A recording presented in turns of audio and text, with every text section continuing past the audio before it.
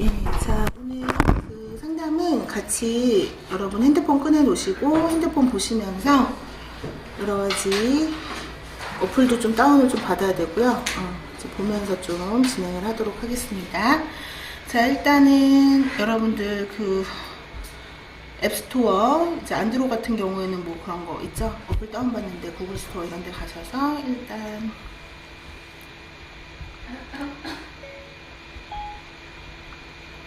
싱크와이즈라고 하는 어플을 다운을 받아볼게요. 싱크와이즈 여기 첫 번째 있는 이 어플을 이제 다운을 받으시고,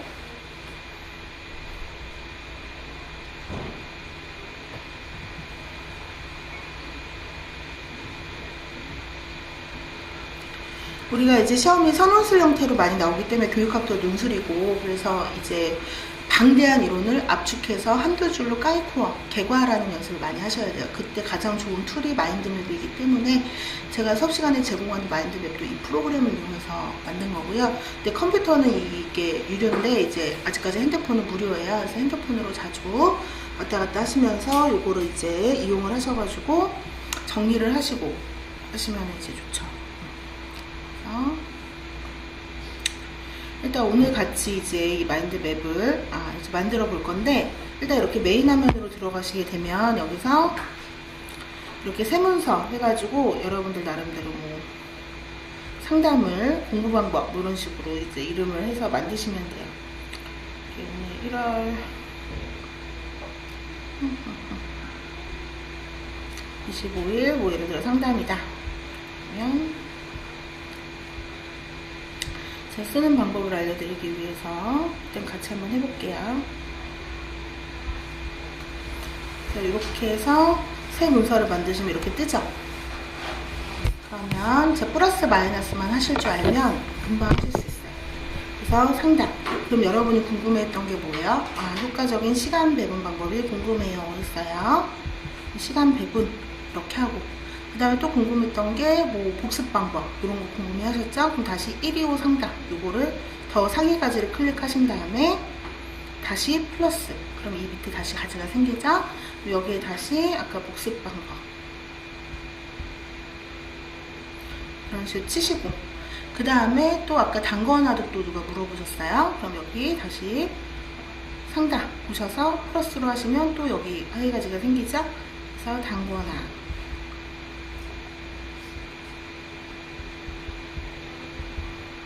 그리고 또 아까 스터디 방법도 질문을 하셨어요. 그러면 여기서 뭐 또 스터디. 근데 여기서 중요한 게 이 매핑을 이렇게 해놓으니까 보기가 안 좋다, 오른쪽으로 쫙 몰고 싶다 이럴 때 이 125 상담을 클릭한 상태에서 이 하단에 보면 여기 지금 여기 얘 있죠? 얘를 누르면 이 파란색 버튼을 누르면 이렇게 생기고 또 누르면 없어지죠? 얘가 편집 툴이에요. 이걸 눌렀을 때 여기에 원래 여러분이 이 스마일 이 표시가 있었을 거예요. 이 스마일 아이를 누르면 위로 메뉴가 쭉 뜨는데 제일 위에 거미줄 같이 생긴 거 있죠. 이걸 누르면 이제 그 맵의 형태를 정할 수 있어요. 그래서 나는 오른쪽으로 일목요연하게 가고 싶다. 그러면 이걸 누른 상태에서 하면 이렇게 바뀌죠. 이렇게 돼 있는 거를 지금 요거를 누른 다음에 제가 오른쪽으로 이렇게 바꿨어요. 그래서 이렇게 바꾸셔서 여기에다 계속 덧붙여 나가면 돼요.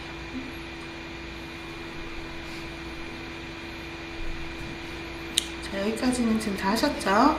그럼 시간 배분해서 다시 이제 뭐 이론, 독해 이렇게 나누고 싶다. 그럼 이런 식으로 이렇게 다시 하셔서 오셔서 나누시면 되는 거예요.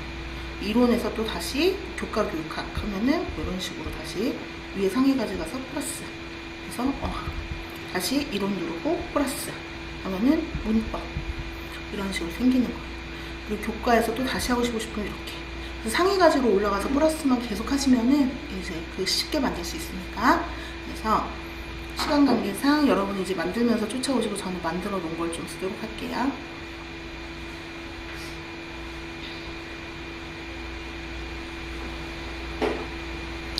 그래서 오늘의 이제 공부 방법은 일단 제일 중요한 게 시간 배분에 대한 건데요. 시간 배분을 할 때 여러분이 가용 시간을 일단 체크하는 게 굉장히 중요해요. 근데 대부분 여러분이 평상시에 생활은 굉장히 실용적으로 하세요. 뭐 예를 들어 쇼핑을 간다. 그러면 사고 싶은 것만 정하는 게 아니라 내가 가진 예산도 체크를 하죠. 근데 여러분이 공부를 할 때는 공부를 하고 싶은 목록만 만들고 내가 가진 예산 체크를 안 해요. 여러분이 가진 예산이 시간에 해당이 되는 거거든요.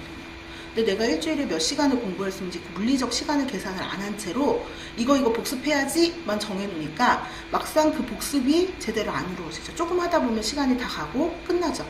그럼 벌써 지금 3주 됐는데 3주 동안 되게 많이 밀렸을 거예요. 복습을 해야 될 게. 그러니까 이게 밀리니까 이제 또 불안하죠. 시간 안에 안 될 것 같고. 이게 계속 악순환이 되는 거예요. 그래서 학습 목표를 설정을 할 때는 양껏 내가 하고 싶은 거가 다가 아니라 일단 내가 가진 예산 내에서, 즉 어떤 사람은 주간 20시간밖에 못하는 사람도 있고 어떤 사람은 60시간까지도 할 수 있는 다 다를 거예요. 그럼 내가 가진 예산 내에서 가장 우선적이고 중요한 걸 하시면 되는 거예요. 목표 설정 자체를. 자, 그래서 여러분 그 핑퐁을 좀 한번 다 들어가 볼까요? 인강을 들으셔서 핑퐁이 아직 안 깔려있는 분 같은 경우에는 핑퐁을 서치하셔서 여기 첫 번째 있는 것도 다운을 받으시면 되고요. 이 아이를. 그리고 깔려 있으신 분은 여셔서 룸코드가 8888이에요. 그래서 참여하기로 들어오셔야 되고 본인 이름을 다 입력을 해주세요. 제가 누가 글을 썼는지 봐야 되니까. 그래서 8888을 입력하시고 입장을 해주시면 돼요. 그리고 제가 이제 이미지 보내기를 했어요. 하얀색 도화지 같은 게 떴을 거예요. 거기다가 본인이 주당 공부할 수 있는 시간을 지금 입력해 보세요. 이거는 학원 수업 듣거나 인강을 듣는 시간을 다 제외하고 본인이 복습하는 데 순전히 쓸 수 있는 순수 시간. 근데 매일마다 다를 거 아니에요. 그래서 일주일을 단위로 했을 때 나는 주간 최대 몇 시간을 공부할 수 있는지 그거를 지금 계산해서 여기다 써서 올려주세요.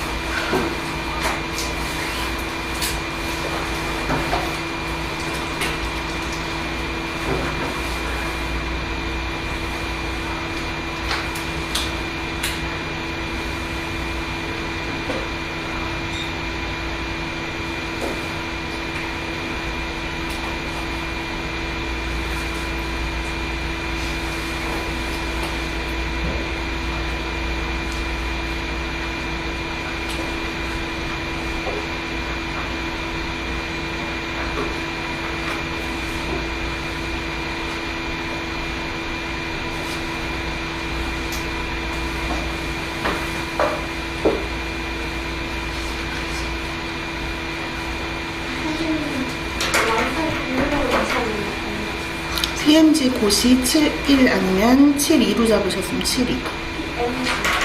방문가 PMG 고시.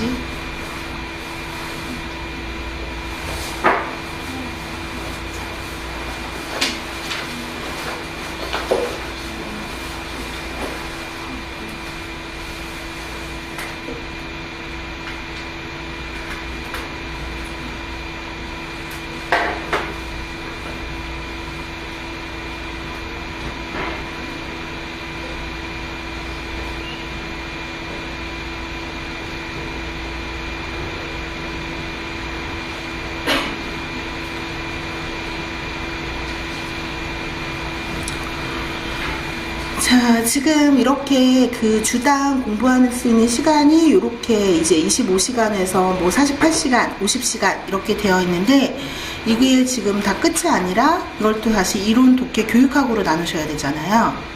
그러면 이걸 다시 3등분을 해서 이론 몇 시간, 독해 몇 시간, 교육학 몇 시간 이렇게 나눠보세요.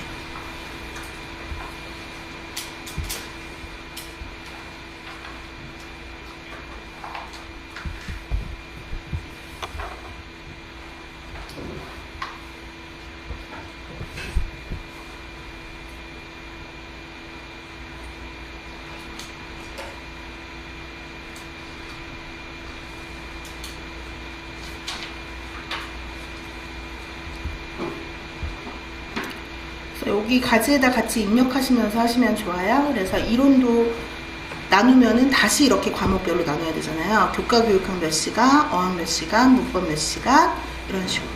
그래서 과목이 총 고대문학, 현대문학 우리가 지금 이렇게 5개 하고 있지만 3, 6월이 되면 어휘를 또 공부할 시간도 또 따로 빼야 돼요.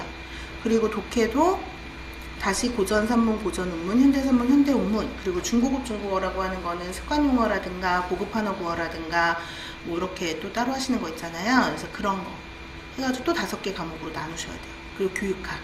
그래서 다시 이대로 시간 배분을 하셔서 우리가 지난번에 하신 분들 같은 경우에는 보면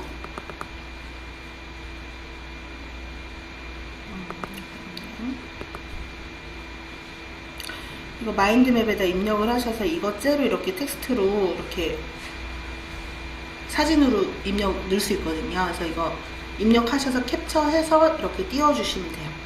아니면 모르겠으시면 손으로 그냥 입력하시면 되고. 다시 이거 마인드맵처럼 띄워드릴게요. 그래서 요거대로 해서 본인 가용 시간을 다시 재분배를 해서. 근데 실제 시험은 어학이랑 문법이 가장 많이 나오니까 그 부분은 시간을 좀 더 편중을 하시는 게 좋겠죠.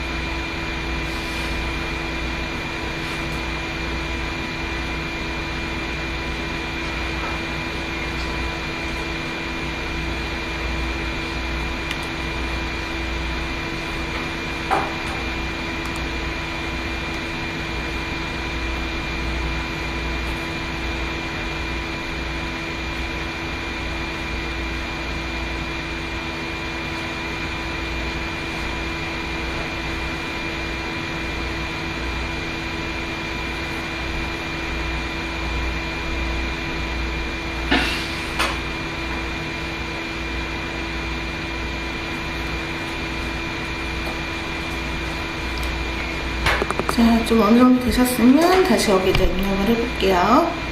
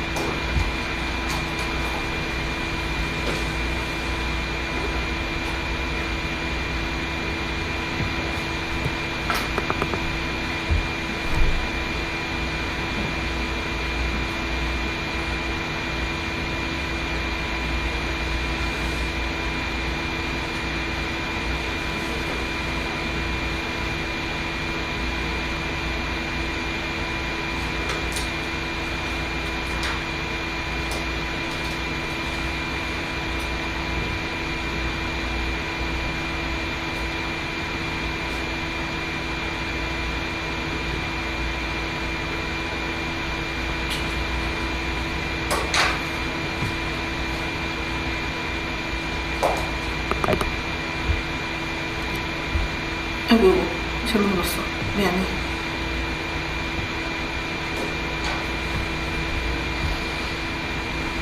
다시 할게, 다시. 미안해. 쓴 사람은 망했죠.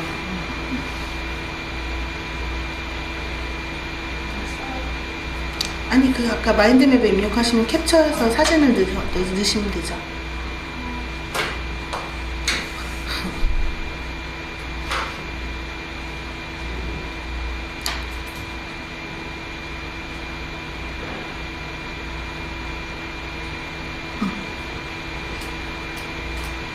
그쵸, 이렇게 하시면 되죠.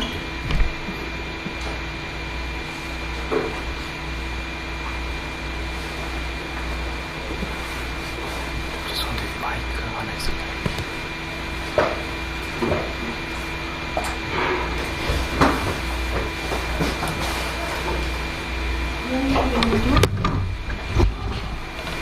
찾으시면 이거 말고 다른 거 없어요?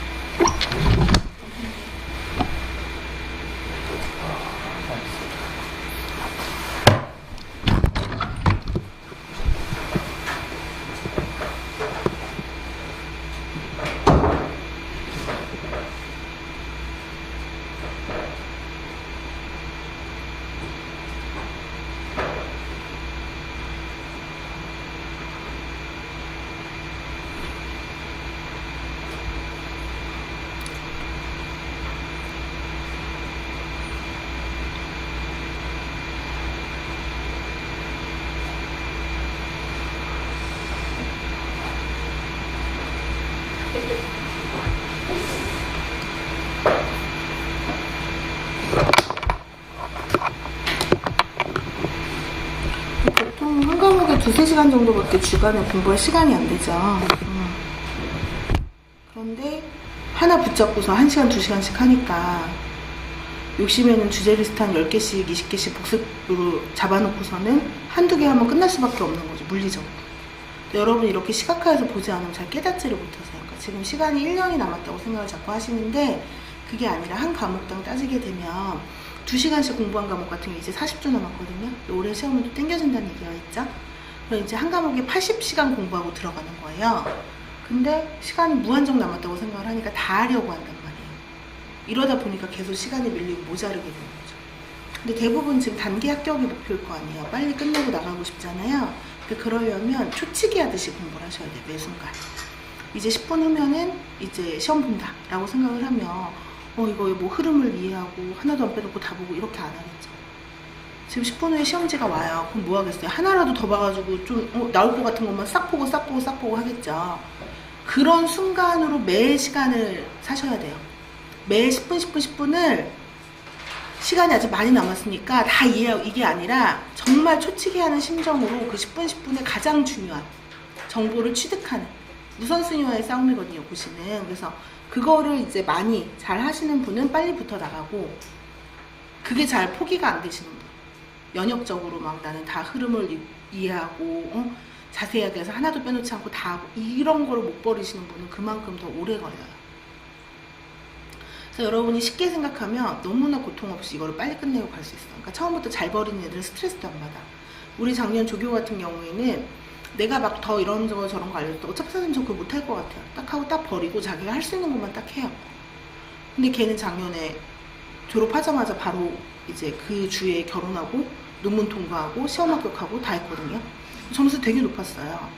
근데 오히려 남들보다 더 적은 양을 했기 때문에 더 효과적으로 할 수 있었거든요. 여러분이 지금 초수분들이 대부분이시겠지만 재수하시는 분들 같은 경우에는 공감하실 텐데 내가 몰라서 떨어지는 게 아니에요. 아는 거를 제대로 못 썼기 때문에 떨어지는 거죠. 어차피 모르는 거 계속 몰라요. 그래서 그 모르는 게 하나도 없게 하겠다 라고 하는 거는 처음부터 무리한 목표다. 그래서 이 목표를 설정을 하는 것부터가 중요한데, 목표는 항상 목표를 설정을 한다면서 내가 몇 시간을 공부할 수 있는지 가용 시간을 계산을 안 한다는 거는 어불성설이에요. 근데 대부분 본인이 가진 시간은 생각 안 하고 해야 될 목록만 만들어요.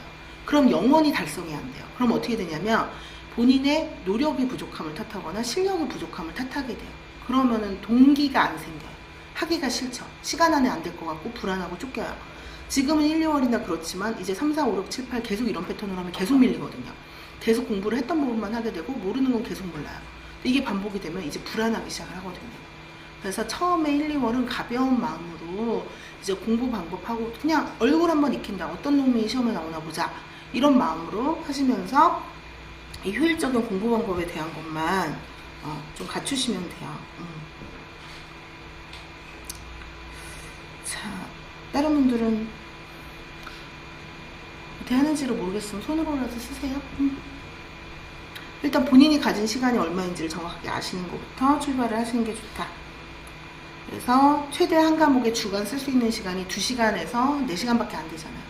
그러면 본인이 소화할 수 있는 그 주제 리스트의 항목이 뭐 어떤 거는 하나당 공부할 때 30분이면 되지만 어떤 것도 1시간 이상 걸릴 수도 있고, 독해도 마찬가지죠. 독해도 여러분은 한 작품을 할 때 2시간, 3시간씩 보잖아요. 근데 이런 식으로 하면 되겠어요. 고전 산문은 지금 2시간 돼 있는데 저 한 작품 2시간 하면 나머지는 복습을 못하는 게 너무나 당연한 거잖아요. 물리적으로. 근데 그래놓고 지금 불안해야 한다는 거예요. 그럼 어떻게 하겠어? 어차피 얘를 평생 가야 이 한 작품의 독해로 치면 120분밖에 못 쓰는 거예요. 여러분이 만약에 한 고전 산문을 한 5, 60편 정도 본다. 근데 주당 2시간밖에 공부를 못해요. 그러면은 80시간밖에 없어요. 여러분들한테는 2 곱하기 40점 80시간이잖아요. 80시간 동안 50개 작품을 본다. 그럼 1시간 30분밖에 시간이 없는 거예요. 90분밖에 시간이 없다고. 근데 그거를 한 번 볼 때 1시간 반을 봤으니 또 볼 일이 있어요? 없어요? 시험 볼 때까지 또 볼 일이 없는 거예요. 너무나 당연해요. 그래 놓고서는 억울해하죠. 아, 내가 이거를 한 1, 20분 봤으면 말을 안 해. 1시간 반 동안 단어도 모르는 것이 다 찾고 진짜 열심히 꼼꼼하게 봤는데 어쩜 이렇게 기억이 하나도 안 나? 그러니까 기억이 안 나요. 그러니까 90분을 몰빵하지 말고 10분씩 쪼개서 9번을 보면 돼요. 그러니까 이게 누적시 순환이 되게끔 해야 되는데 처음에 덩어리를 너무 크게 공부를 하시니까 그게 안 잡혀서 지금 힘든 거거든요. 뭐 더 이상 못 기다릴 것 같은데 이거 안 하신 분은 뭐가 안 되는 거야?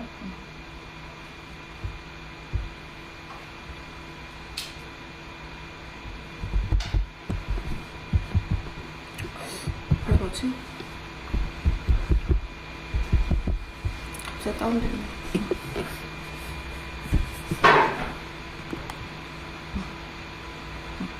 오케이.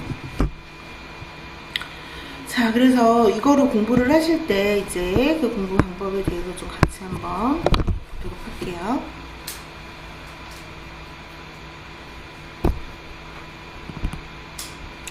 그럼 일단 이 가용 시간을 이제 이런 식으로 쭉 계산을 했다. 그러면 본인이 한 과목당 총 공부할 수 있는 시간이 나오잖아요.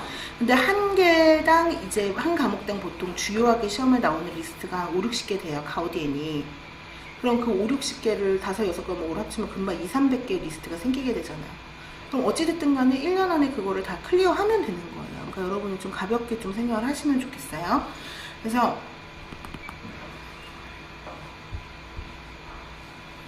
그러면 이제 복습 리스트를 선별을 할 때 일단 제일 먼저 해야 되는 거는 주제 리스트를 일단 이제 복습의 리스트를 선별을 하시는 게 중요하죠. 이거는 나중에 상담자를 다 올려드릴 거니까 안 찍으셔도 돼요. 그래서 주제 리스트를 선별하는 게 중요한데, 지금은 우리가 이런 식으로 위에 이렇게 하나씩 그 주제 리스트가 이렇게 나와 있죠. 그쵸? 그래서 53번 뭐 이런 식으로, 다음에 54번 하고 여기에 관련된 기출문제 딱 이런 식으로 그 주제 리스트가 이렇게 한 개씩 나와 있단 말이에요. 그쵸? 근데 나중에는 어떻게 되냐면 3, 6월부터는 이런 식으로 전체 표로 된 리스트를 다 줘요. 지금은 뭐 35번 다음에 56번 이런 식으로 중간이 비어 있잖아요. 걔네들은 뭐예요? 기출이 안 된 주제라는 거예요. 그러면 왜 기출이 안 된 것까지 이렇게 많이 하느냐. 그래서 이렇게 매주 나눠주다 보면은 거의 주제 리스트가 과목별 다 합치면 1000개가 넘어요. 근데 그 1000개 중에서 시험에는 몇 개 나오는 거예요? 총 우리 시험이 21문제죠. 시험에는 21문제가 나와요. 근데 이 중에서 독해 한 4문제 정도 빼야 되잖아, 4-5문제. 그럼 이론만은 순수하게 16개에서 17개 문제가 나온다고 생각을 하면 돼요. 그러면 이론 같은 경우에는 제출제 비율이 60% 정도 되거든요. 그런 식으로 따지면 매해 10문제 정도가 이제 기출이 되고, 그 다음에 6, 7문제가 새로운 영역이 나온다고 생각을 하시면 돼요. 그래서 97년도로부터 지금 20년이 흘렀잖아요. 20년 전보다 지금 시험 범위가 한 10배 정도 넓어졌다고 생각을 하면 돼요. 그래서 하루라도 빨리 끝내고 나가야지 내년 되면 더 넓어지고 더 넓어지고 더 넓어지는 거예요. 근데 여러분이 자꾸 어떻게 생각을 하냐면 요거가 아니라 요거에 집착하기 시작을 해요. 아, 뭐가 새로운 거, 내가 모르는 게 나와서 틀리지 않을까. 그러니까 어느 구름에서 비가 내릴지 모르니까 다 버릴 수가 없는 거예요. 그러다 보면은 너무 이렇게 넓은 범위에서 공부를 하고 공부 단위가 크다 보니까 공부의 효율성이 떨어질 수밖에 없어요. 그러니까 이게 지금 계속 되풀이가 되는 거예요. 근데 우리가 쉽게 생각을 하면 어찌됐든 간에 그 10문제 중에서 지금 기출이 되고 6, 7문제 중에서 새로운 게 나온다는 거잖아요. 그러면 확률상으로 따져봤을 때 이 1000개의 리스트 중에서 기출이 된 게 한 300개, 기출이 안 된 게 700개예요. 근데 기출이 안 된 부분은 어디서 새로 출제가 될지 모르니까 일단 다 보는 거란 말이에요. 그럼 확률상 그 기출이 이미 됐다라고 하는 300개를 다시 나눠보면 일회성 출제가 있어요. 그러니까 얘는 오히려 한 번 나왔기 때문에 또 나올 리가 없다. 우리가 예전에 했던 뭐 수학의 연구 범위 이런 거는 뭐 한 번 나왔는데 또 나오겠어요? 지난주에 했던 뭐 본능, 선천성 행위 이런 거는 한 번 나왔지만 또 나오겠어요? 그러니까 이렇게 일회성으로 나오는 거를 제외하고 매회 2회 이상 기출이 됐고 설령 한 번만 나왔다고 하더라도 또 출제될 가능성이 있는 이런 걸로 리스트를 좁히면 200개 정도가 돼요. 그러면 이 200개 중에 10문제가 나오는 거고 나머지 한 7, 800개 중에서 6, 7문제가 나오는 거예요. 그럼 확률상 봤을 때 어때요? 얘가 압도적인 거죠. 그러면 일단 여러분이 이 200개의 리스트부터 먼저 선결적으로 해결을 해야 되는 거예요. 확률적으로 봤을 때. 그리고 장수생, 재수생분들도 마찬가지예요. 일단 이 기출은 저희 수업만 들어도 한 3회 이상 순환이 되거든요. 근데 더 많이 봐야 돼요, 스스로. 그래서 합격하신 분들 중에서 실제로 기출문제의 단권하나 기출문제만 정리가 안 되시는 분들, 기출문제만 일단 뽑아가지고 맨날 가지고 다니면서 봤다라고 하시는 분들이 많아요. 그래서 기출에서 재출제되는 게 60% 이상이고 사실상 이론에서 60% 이상 득점을 하시면은 1차가 될 확률이 되게 높은 거죠.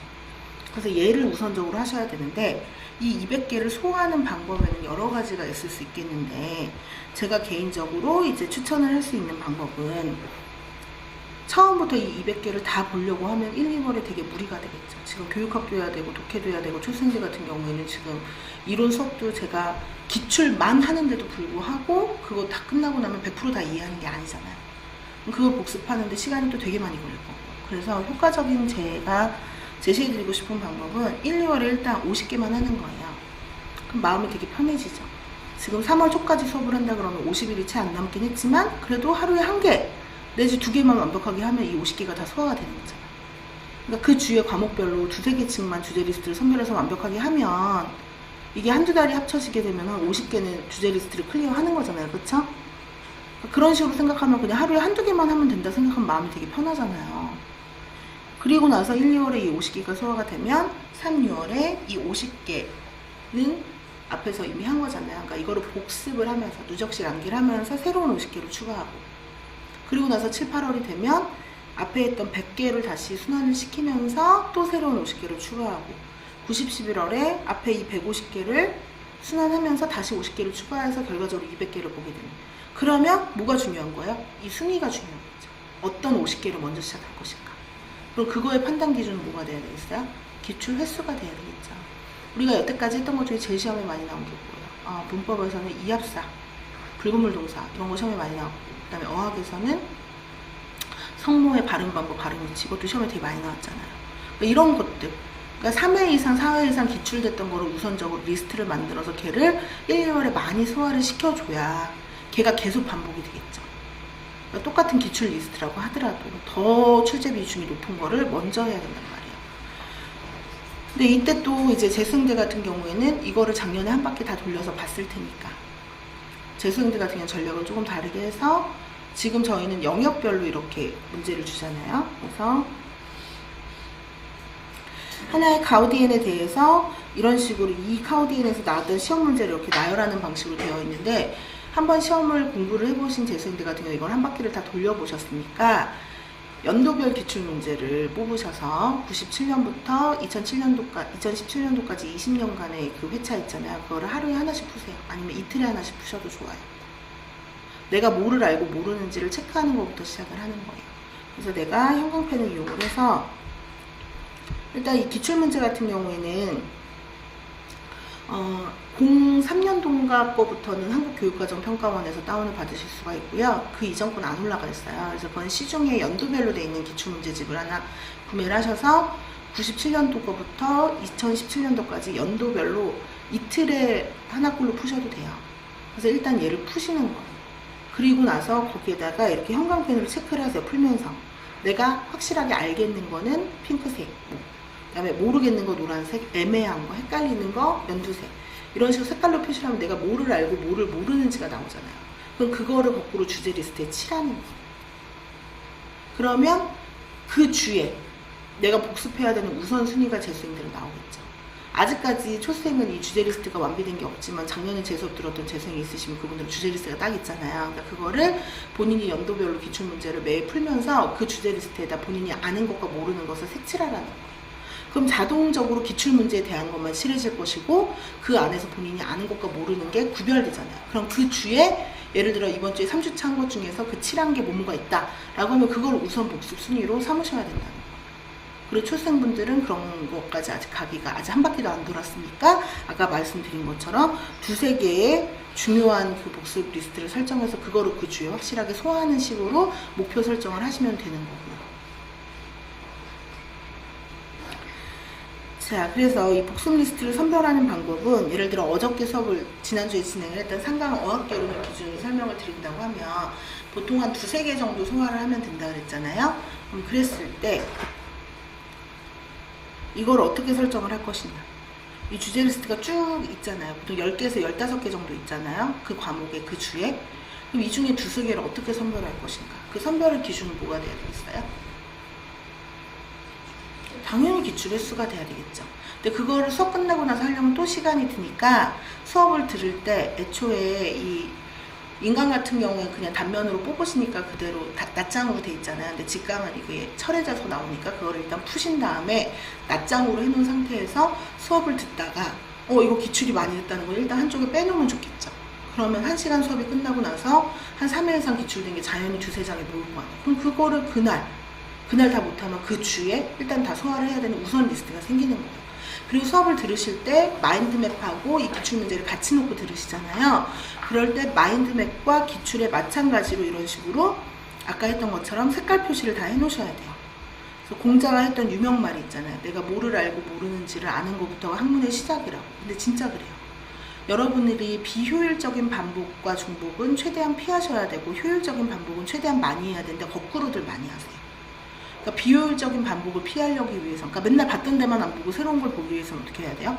내가 봤던 게 표시가 돼 있어야 돼요. 근데 여러분이 공부할 때 전혀 표시를 안 해요. 그러니까 그 다음에 1, 2월에 한번 복습하고 그리고 나서 3, 6월이 돼서 딱 보면은 어디까지 공부가 돼 있는지 모르니까 다시 또 처음부터 하죠. 그러면 딱 정확하게 내가 봤던 데까지 하면 또 시간이 다 돼요. 그럼 또 뒤에는 못 봐. 그리고 또 7, 8월이 되면 또 그게 반복이 되고 또 그게 반복이 돼요. 그러다 보니까 계속 봤던 부분만 알고 모르는 건 계속 몰라요. 근데 모르는 거를 효과적으로 빨리 발견하고 그거부터 채워나가는 과정을 하셔야 불안감이 사라져요. 보통 재수하시면서 왜 힘든지 아세요? 보통 1년을 공부를 하면은요, 50점을 합격 점수라고 했을 때 아무리 못해도 3, 40점은 채워져요. 근데 그 3, 40점이 공고해야 돼요. 누가 옆에 와서 흔들어도, 어떻게 함정을 파서 문제를 내도 내가 공부한 그 3, 40점에 해당하는 지식만큼은 완벽하게 해서 또 공부할 필요가 없게끔 돼 있어야 돼요. 근데 대부분은 불안한 마음에 그렇게 공고하게 여기에 선택을 하는 게 아니라 넓게 얕게 공부를 해요. 그러니까 시험을 보고 나면 그 3, 40개가 사라져요. 그럼 어떻게 돼요? 다시 0이 돼서 시작을 해야 되는 거예요. 그러니까 처음부터 동력이 떨어지죠. 그러니까 100m 달리기를 했는데 내가 한 8, 90m까지 왔어요. 그러면 두 번째 공부를 할 때는 어떻게 돼요? 남들은 0m에서 시작할 때 나는 80m에서 시작을 해야 재수에 이점이 있는 거잖아요. 20m만 난 가면 되니까. 그리고 얘네들이 못 돌아오게 한 20, 30m 더 가겠다. 이런 전략을 세워야 되는데 여러분들이 공부하는 방식으로 하면 어떻게 되느냐. 80m까지 왔는데 시간 오빠 다시 가세요. 그럼 나는 80m까지 달렸는데 다시 또 0으로 출발해가지고 다른 처음 달리는 사람이랑 같이 달리려니까 이미 난 한 번 갔다 왔는데 얼마나 가기가 싫어요. 이러니까 재수가 힘든 거거든요. 이걸 3번, 4번 되풀이하면 더 그렇겠죠. 심지어 이번에 12번 시험 보신 분도 있어요. 그러면은 그 기분이 어떻겠냐는 거지. 매해 이런 식으로 공부를 했다면. 항상 그분들이 뭐 어림없어서 떨어지는 게 아니거든요. 이번엔 1차가 모자르고 이번엔 2차가 모자르고 항상 그게 소수점 1점 얼마 안 돼요. 그러니까 항상 간발했자. 근데 다시 또 돌아가서 또 해야 되고 또 해야 되고. 이러니까 괴로운 거거든요. 근데 이거를 막기 위해서는 어떻게 해야 되는 거예요? 여러분이 생각하는 것과 제가 생각하는 꼼꼼함이 굉장히 다른데요. 여러분이 생각하는 꼼꼼함은 안 보는 게 없게 하는 게 꼼꼼한 거예요. 예를 들면 뭐 지문, 독해 지문을 할 때도 그게 몇십 개 되면 단어 모르는 거 없이 다 찾고 그럼 난 꼼꼼해 완벽했어 이렇게 생각하고 이론도 제가 마인드맵을 막 이렇게 수업을 하면 그 부분만 봐도 되는데 일단은 그렇게 안 하고 선생님이 안 한 것까지 다 그럼 난 정말 꼼꼼해. 근데 그건 미련한 거죠. 실제로 꼼꼼함이라고 하면 정말 시험에 나올 부분을 적시해서 그거를 효과적으로 선별한 다음에 걔를 어떤 방식으로 시험에 낸다 하더라도 내가 헷갈리지 않고 그 답을 도출해낼 수 있을 정도로 내재화하는 게 꼼꼼한 거예요. 지금은 이제 객관식이 아니잖아요. 그러면 정말 이렇게 200개, 300개를 봐도 이 중에서 10몇 개 나오는데 그 나오는 게 얼마나 심화돼서 나와요, 점차. 그럼 그거에 대해서 내가 어설프게 알고 있으면은 어차피 답을 못 쓰는 게 똑같아요. 그럼 시간은 시간대만 버리고. 그래서 그거를 방지하기 위해서는 하나를 내재화해서 내 걸로 만드는 작업이 필요한데 그러면 한 가우디 이상 적어도 뭐 이렇게 반복해가지고 몇 회록을 해야 그게 내게 되잖아요. 그러니까 그거를 선별하시는 게 굉장히 중요하다는 거예요. 그래서 그날 이제 복습 리스트를 선별을 하실 때 어떻게 하시면 되냐면 수업 시간을 들으면서 이런 식으로 우리가 이 주제 리스트를 따로 한 장씩 빼놨죠. 그래서 이게 한 4-5개가 됐다. 그 중에서도 다시 선택을 해요. 그래서 지난 상강 어학개론을 기준으로 했을 때 제일 중요한 게 4호, 이게 뭐 주제 리스트 37번이었고 시험민 페이커더 윈저, 이게 53번. 그 다음에 거인정시의规则, 이게 57번이었다. 그리고 이 3장을 일단 빼놔요. 그리고 이걸 그날 저녁에, 그날 수업 끝나고 나서 바로 복습을 하시는 거예요. 그래서 직강 같은 경우는 수업을 다 들은 다음에 복습을 하시면 되고 인강 같은 경우에는 수업이 끝날 때까지 기다릴 필요도 없죠. 인강을 들으시는 분들이야말로 끊어 듣기가 가능하니까 한 문제 풀면 바로 끊고 복습하고 그 다음 문제 듣고 이런 식으로 하셔도 되잖아요. 인강은. 독해 같은 경우에는 한 줄 단위로 끊어 들으셔야 돼요. 왜 그거를 1시간 다 듣고 복습하나 몰라요. 한 줄 해석해주면 바로 끊고 그 한 줄 복습하고 다음 거 넘어가고 이러면 더 효율적이잖아요. 예습을 할 때도 내가 미리 한 장을 다 예습하려면 2-3시간이 걸리는데 근데 여러분 초수 때는 예습하는 거 아니에요. 복습 그냥 거의 100으로 하셔도 돼요. 그래야 더 시간을 효율적으로 쓰실 수 있어요. 어쨌든 인강을 들으실 때 독해를 들으실 때도 먼저 한 줄 읽고 이주연 선생님 설명 듣고 다시 한 줄 복습하고 이렇게 넘어가시면 러닝타임보다 처음에는 2-3배 시간이 걸려도 복습을 따로 안 해도 되기 때문에 시간이 나중에 더 많이 이익이에요. 버리는 것도 없고. 자, 그래서 직강 같은 경우에는 그럼 끝나고 나서 이 3개 리스트를 내가 쉬는 시간에 선별해놨다. 그럼 과목별로 이런 게 남겠죠? 그럼 이걸 가지고 어떻게 효과적으로 복습을 하느냐. 복습을 하실 때에는 일단 기출문제 분석을 하시는 게 중요해요. 기출문제 분석. 그래서 이거의 가우디엔이 뭔지를 정확하게 인지하시는 게 중요해요. 예를 들어서 내가 주제 리스트에 셩인 페이커规律라고 했어요. 그러면 셩모, 윈모가 어떤 것끼리 결합하는지가 중요한 이거 포인트잖아요. 이것도 3회성 출제가 됐으니까 얘를 중요한 걸로 뽑았어요. 그럼 그렇게 됐을 때 50번 문제의 포인트는 뭐예요? 설첨, 중음, 떠터, 너러 중에서 떠터는 철고랑 결합을 안 하고 너러는 철고랑 결합을 한다는 거를 아는지 모르는지를 구별하기 위한 문제였고, 그 다음에 51번은 도안하고 취엔하고 똑같이 OAN으로 표기가 되는데, 도안은 우안으로 발음되고 취엔은 위엔으로 발음되는데, 그거를 성운 결합 규칙에 의거해서 아는지 모르는지를 내는 게 문제였잖아요. 그렇죠? 그리고 여기는 이렇게 두 문제가 나와 있지만 뒤에 있는 사실 취하고 이 루 문제도 사실은 지치시 뒤에 있는 위는 그 위를 성시해한 거고, 루는 성시해를 안 한 건데, 이 성시해가 되고 안 하는 것도 성운 결합 규칙에 영향을 받는 거죠. 너는 학고랑도 결합하고 철고랑도 결합을 하니까 못한 거고, 성시해를 못한 거고, 그 다음에 지치시는 위랑만 결합하니까 성시해를 한 거잖아요. 그럼 이것도 결국 성운 결합 규칙에서 이해를 할 수 있는 거죠. 그럼 성운 결합 규칙에서 여태까지 시험에 나온 포인트, 그게 뭐예요?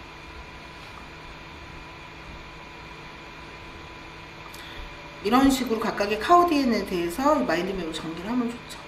어학개론에서 성운 결합 규칙이라는 거에 대해서 시험에 나왔던 거, 기초 50번 문제가 뭐였어요? 떠터와 너라의 결합 규칙을 구별하는 거, 이게 11년도 문제. 기초 51번에 도안하고 취엔을 구별하는 거, 이게 공사년도 문제. 기초 52번에 안 찍으셔도 다 올려드려요. 그리고 기초 52번에 쥐와 룰을 구별하는 거, 이게 97년 문제. 그러면 이거 세 개는 여태까지 기출이 되었던 거고, 그 다음에 그럼 앞으로 내가 예상해서 기출이 되는 건 어떤 게 있을 수 있을까? 그럼 이번에는 반대로 위랑 쥐 같은 경우는 똑같이 위 발음인데, 위는 왜 위라고 표기를 하고 쥐는 우라고 표기를 하느냐, 이런 거 물어도 답은 똑같잖아요. 근데 물어보는 방식이 다를 수 있는 거죠. 고시라고 하는 건 목적지는 똑같아요. 근데 그 목적지까지 가는 경로, 길이 다 달라요. 그리고 이미 밝혀진 길이 기출 문제예요. 그리고 아직 안 밝혀진 길, 그거를 누가 더 많이 가봤느냐에 따라 효율이 달라져요. 그 길이라고 하는 게 여러분들의 스루이자 로직이 되는 거예요. 그러니까 쉽게 말해서 나 이 시험 문제 이런 식으로 나올 거라고 예상을 했어 라고 하면 시험 문제를 봤을 때 이거 물어보는 거구나 바로 알아요. 근데 그런 생각을 해본 적이 없으면 이거 도대체 뭐 물어보는 거지? 계속 헷갈려요. 그럼 시간이 계속 가요. 불안해요. 이게 반복이 되는 거거든요. 그러니까 평상시에 공부를 하실 때는 안 가본 길이 없도록 최대한 많은 경우의 길을 가보는 것이 적절한 고시의 대비 방법이에요. 그렇게 하려면 시간이 많이 필요하겠죠. 그게 제가 생각하는 꼼꼼함이라는 거예요. 그래서 이럴 때 집단지성이 필요해요. 무슨 얘기냐? 나는 맨날 한미연 문제도 나중에 가면 이주연 선생님 문제도 다 보면 이한팀 문제 딱 있어요. 왜냐하면 그 본인이 생각하는 로직에서 문제를 내니까. 근데 출제자는 누가 들어갈지 모르잖아요. 그러니까 가급적이면 다양한 사람이 낸 문제를 접하면 좋아요. 그래서 둘이 짝 스터디를 할 때 내는 문제뿐만이 아니라 스터디를 연합해서 이제 구정 끝나고 나면 그걸 좀 구체화할 건데, 매주 주제 리스트를 선별하고 거기서 이제 그 1인당 하나씩만 문제를 내서 그걸 공유할 거예요. 그럼 어떻게 돼요? 한 주당 직인강 합치면 100문제 넘게 나오겠죠. 그럼 그 중에서 괜찮다 생각하는 거는 내가 받아서 이 단권화 자료에 추가하면서 그 문제를 많이 풀어볼 수 있겠죠. 근데 지금부터 여러분이 출제자 마인드로 전환을 해야지, 그렇지 않으면 계속 그냥 그 수험생에서 머무를 수밖에 없어요. 그래서 그러면 이 기출문제는 어떻게 되느냐.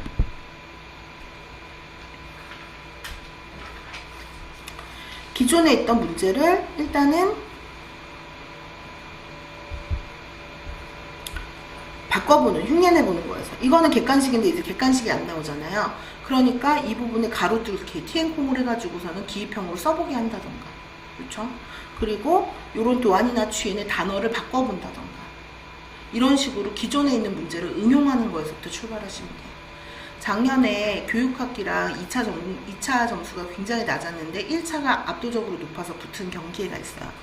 걔 같은 경우에는 외고 외대 출신의 굉장히 명석한 아이였는데도 시험 7번 만에 됐거든요. 근데 앞에 6번 동안은 1차도 합격을 못했어요. 근데 걔가 공부를 하는 스타일이 약간 학문하는 스타일로 공부를 해요. 뭐 하나 꽂히면 그게 시험에 나오든 안 나오든 관계없이 계속 붙잡고 있고, 줄글 읽기를 좋아하고 효율이 전혀 없었던 거죠. 근데 아는 건 또 되게 많아. 그러니까 스터디를 하게 되면 자기가 다 가르쳐줘. 근데 그 같이 스터디를 한 사람들은 붙어 나가는데 자기는 그때까지 1차도 합격을 못해요. 중고를 되게 잘하는데. 그러니까 거기에 되게 자괴감을 느끼고, 기간제를 계속 병행했었기 때문에 시간도 없었어요. 근데 마지막 해에는 기간제도 적고 3개월이 하는 재수생 모의고사반을 들었어요. 근데 그걸 들으면서 걔가 제일 많이 했던 행동이 이 문제 바꿔보기였어요. 그래서 걔는 정리도 잘 안 되는 스타일이라 이 기출을 이렇게 담궈놔도 못하고 맨날 가지고 다니면서 그 문제를 자기가 바꿔본 거예요. 계속. 제 모의고사 문제를 흉내내서 계속 바꾸고. 그 작업을 많이 했더니 전날 시험 보기 전에 꿈도 꿨는데 그 꿈에서 봤던 문제가 3문제나 나왔대요. 그래서 걔뿐만이 아니라 같이 스터디를 해서 걔가 이끌었던 그 언니도 원래는 합격할 그런 실력이 되지 않았는데 찍어준 게 나와가지고 같이 합격을 했어요. 그러니까 이 문제 내보기가 정말 이제 효과적인 방법이라는 거죠. 그 똘똘한 애도 6년 동안 비효율적 방식으로 공부를 하니까 항상 문턱에서 못 넘어가고. 그러니까 그런 방식으로 공부를 하는 건 한계가 있다는 거예요. 근데 걔가 아이러니하게도 하루에 4시간밖에 공부를 안 했대요.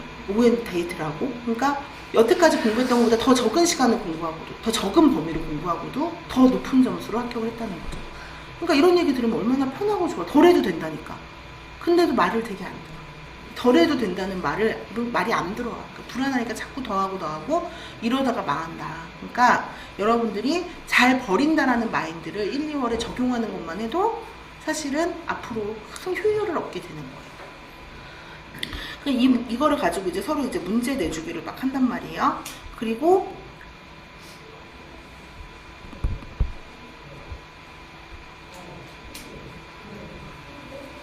이제 이 주제 리스트를 만든 다음에 이 주제 리스트당 복습 소요 시간을 결정을 해야 돼요. 그래서 여러분이 그 가격표를 잘 안 매겨요. 막 만수르처럼 막 다 사는 거. 이게 몇 분짜리인지 몇 시간짜리인지 이런 것도 모른 채로 공부에 덤벼들게 되니까 가용 시간을 계산했다고 하더라도 이게 효과적으로 분배가 안 되는 거예요. 그래서 내가 얘를 공부하다 보면 수업 시간에 설명을 듣다 보면 어떤 건 클리어하게 이해가 되고 어떤 건 이해가 안 가죠. 그러면은 수업을 들을 때도 마인드맵이나 기출문제에 형광펜으로 막 표시를 해야 돼요. 이해 간 것과 그렇지 않은 거예요. 그리고 끝나고 나서 이거 복습하는데 한 30분 걸리겠다. 이건 1시간 걸리겠다. 이런 거에 가격표를 매겨야 된다고. 예를 들면 내가 어학개론에서 4시간을 쓸 수 있었어요. 근데 주제 리스트 3개인데 보니까 얘는 2시간 걸리겠고 얘는 30분이면 걸리고 그러니까 얘는 이번 주에는 어학개론에 30분 남아. 그럼 그걸 끌어다 다른 데 쓰고 반대로 이번에 모자라. 그럼 다른 데서 끌어오고 이렇게 배분이 된 상태에서 공부를 하셔야 효과적인데 그런 거를 안 해놓고 공부를 하니까 어떤 거는 뭐 목표 안에 달성이 안 되고 어떤 거는 또 시간이 남고 이렇게 생긴단 말이에요. 그래서 이 주제 리스트당 복습 소요 시간을 결정을 해야 되는데 그게 수업을 듣다 보면 나와요. 예를 들면 뭐 표 같은 거 암기해야 되면 시간이 좀 걸리겠죠. 그럼 그런 거 시간 좀 더 넣고. 그래서 따로 공부 계획을 세우느라 시간을 쓰지 마시고 수업을 들으면서 목록 빨리 정하고 복습 소요 시간 결정해 놓고 그럼 내 가용 시간에서 언제 이걸 해야겠다. 이게 결정이 돼야 돼요. 그리고 나서 그 주간에 쇼핑 즉 공부 목록을 결정을 하고 이거를 가격표에 맞게 분배를 하셔야 돼요. 그래서 예를 들어 어학개론 3개를 한다. 그러면 내가 모르는 게 많은 것부터 해가지고 우선적으로 그 주에 소화를 해야 되겠죠. 그 날에. 짝 스터디를 하시게 되면은 그래도 그 짝이 설명해 줄 수 있잖아요. 나는 이해를 안 갔는데 얘는 할 수 있으니까. 그러니까 모르는 거 먼저 짝이랑 같이 의논해서 하시고 이거는 내가 이해는 했는데 암기만 하면 된다. 그런 거는 뒤로 좀 미루시고 이렇게 또 배분을 하실 수가 있겠죠. 그래서 그 안에서도 우선순위를 설정을 하셔서 이제 그 복습 순서를 정하시고 그 다음에 이제 복습을 할 때는 마인드맵을 일단 이용을 해서 마인드맵에 색칠이 다 칠해져 있어야 되는 거죠. 내가 아는 것과 모르는 것과 애매한 게. 그리고 나서 이 개념을 자기 짝꿍이나 아니면 혼자 공부하게 되면 스스로에게 다시 한번 가르쳐 보시는 거예요. 그래서 어떤 분이 선생님 어떻게 가르쳐야 될지 모르겠어요. 뭐 마인드맵을 보면서요? 외워서요? 근데 실제로 가르쳐 보면 알아요. 그 학생한테 가르쳐 보라 그랬어. 그랬더니 나랑 진입 방식부터가 달라요. 자기 논리로 이해를 해야 가르칠 수 있으니까. 제가 수업 시간에 성운결합규칙에 대해서 막 수업을 했어요. 그러면 성운결합규칙에 대해서 제가 설명한 방식과 본인이 남한테 설명해주는 방식은 분명히 달라지게 된다고요. 예를 드는 것도 다르고 순서도 다르게 되고 그렇게 재조직화가 되는 거예요. 근데 제가 아무리 쉽게 설명을 했다고 해도 저랑 코드나 논리가 안 맞으면 이해가 잘 안 가요. 그럼 자기 논리로 재조직을 해야 되고 한국어로 정확하게 논리가 박혀 있어야 중국어는 따라와요. 근데 한국어로 개념 이해가 안 된 상태에서 피상적으로 중국어만 외우면 외워지지도 않을 뿐더러 나중에 답도 포인트가 어긋나는 걸 많이 쓰게 돼요. 그래서 여러분이 한국어로 정확하게 개념 이해를 하시는 게 중요한데 그 개념 이해를 할 때 본인이 해석만 되면 이해하거나 아니면 한국어로 돼 있으니까 그게 해독이 되면 이해했다고 착각을 많이 하세요. 근데 막상 누구한테 가르쳐 보면 나 이게 잘 이해가 안 갔다 라는 걸 알게 돼요. 그럼 그 부분을 파고들어야 돼요. 그래서 이렇게 마인드맵으로 스스로 마인드맵을 만들어 봐도 좋아요. 이걸로 성운 결합 규칙 해가지고 아까 제가 한 것처럼 중요한 포인트를 이제 매핑해가지고, 그래서 이 매핑한 거를 딱 캡처해서 가지고 다니면서 제가 예전에 알려드렸던 손노트 그 폴더 같은 데다가 다르게 어학개론 교과 이렇게 해서 지정해 놓고, 나중에 이게 다 어떻게 돼요? 선운술 답도 이런 식으로 첫째, 둘째, 셋째 이렇게 써야 되니까 항목화하고 거기에 살 붙이는 방식으로 해서 한눈에 보이게끔 매핑을 해서 그거를 이제 암기할 때 활용하시면 좋겠죠. 그래서 짝꿍한테 가르쳐 보시거나 스스로에게 가르쳐 보시고, 그리고 나서 이제 기출문제를 가져와서, 기출문제도 마찬가지로 표시가 다 돼 있어야 되겠죠. 기출문제, 내가 뭐를 아는지 모르는지 애매한지 이런 게 표시가 다 돼 있어야 되고, 그 기출문 포인트에 대해서, 출제 포인트에 대해서 서로 논의를 해야 돼요. 그래서 아까 성운 결합 규칙 하면은 떠터와 너러를 구별하기 이런 것들이 돼 있어야 된다고요. 그래서 매번 그 문제를 볼 때마다 이 부분은 기출이 되었고 아직 이 부분이 안 나왔는데 이 부분에 대해서 이런 식으로 물어볼 수 있을 것 같아 라는 게 본인 머리에 서 있어야지 모의고사 문제를 받았을 때 내가 생각하는 것과 적중하거나 일치하면 쉽게 답을 쓸 수 있고, 그렇지 않으면 추가할 수 있죠. 아, 이렇게 식으로도 낼 수 있구나, 나는 이거는 생각도 못했는데 이렇게도 낼 수 있네, 이런 게 자꾸 늘어가야 돼. 가보는 길이 많아야 된다는 거예요.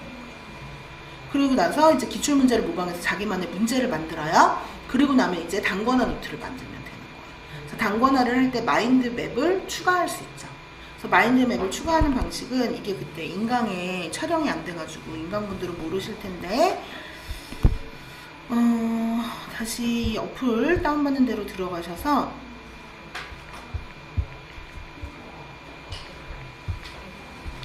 스캐너블이라는 어플을 다운을 받으시면 돼요. 첫 번째.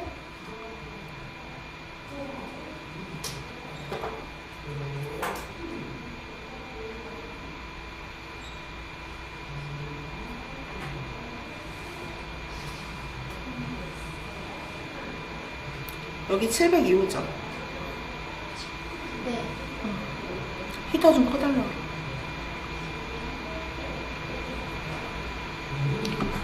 자, 그래서 이거를 일단 다운을 받으셔서 여시면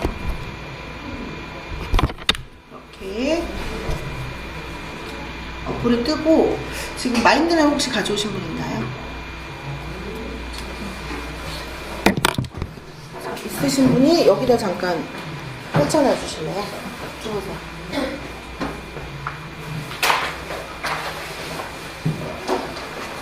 그럼 뭐 예를 들어 이런 식으로 하면 얘가 이렇게 문서를 알아서 자기가 인식을 해서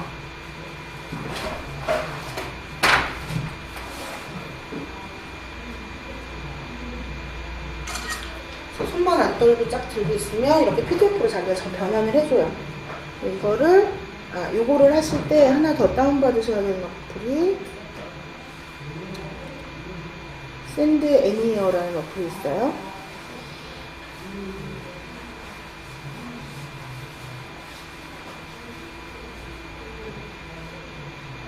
샌드 애니어를 다운을 받으시면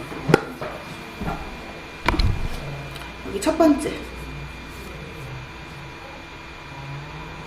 그래서 이거는 핸드폰 간에도 자료 이동이 되고, 핸드폰이나 노트북 혹은 PC랑도 상호간의 자료 이동이 선 안 꽂고도 가능한 거고요. 같은 와이파이만 잡혀 있으면.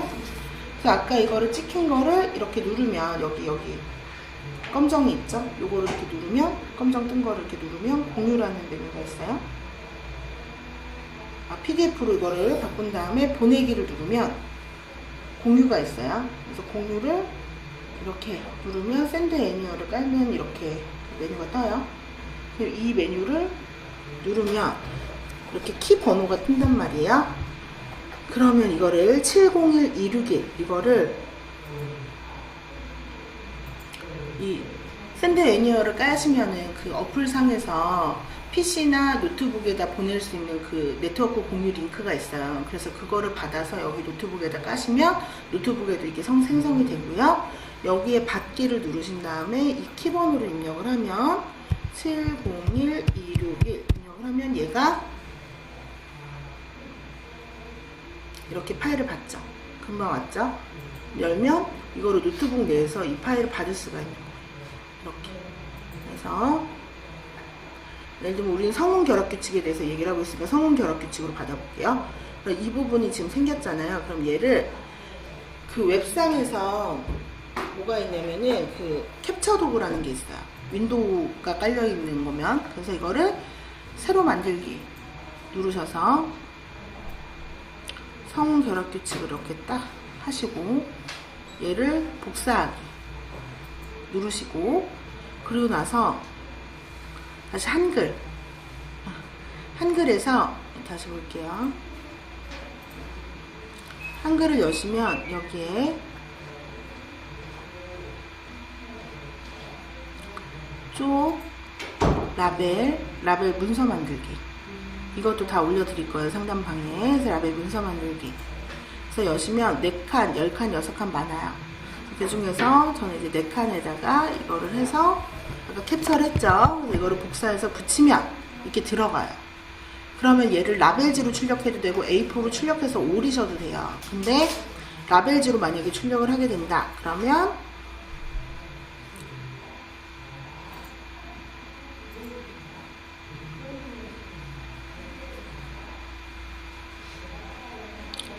자, 인터넷 상에서 왜 이렇게 속도 느리지?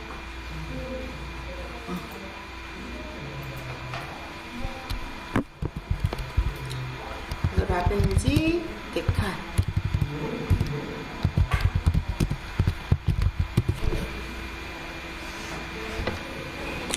하시면 이렇게 막 떠요. 이 4칸짜리.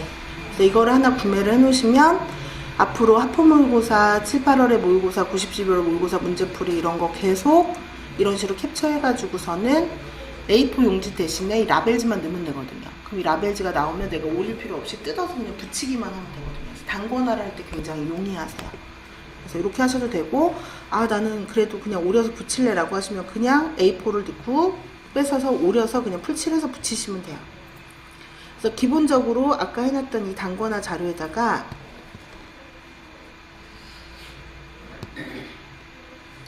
이 단권화 자료에다가 이런 식으로 계속 이렇게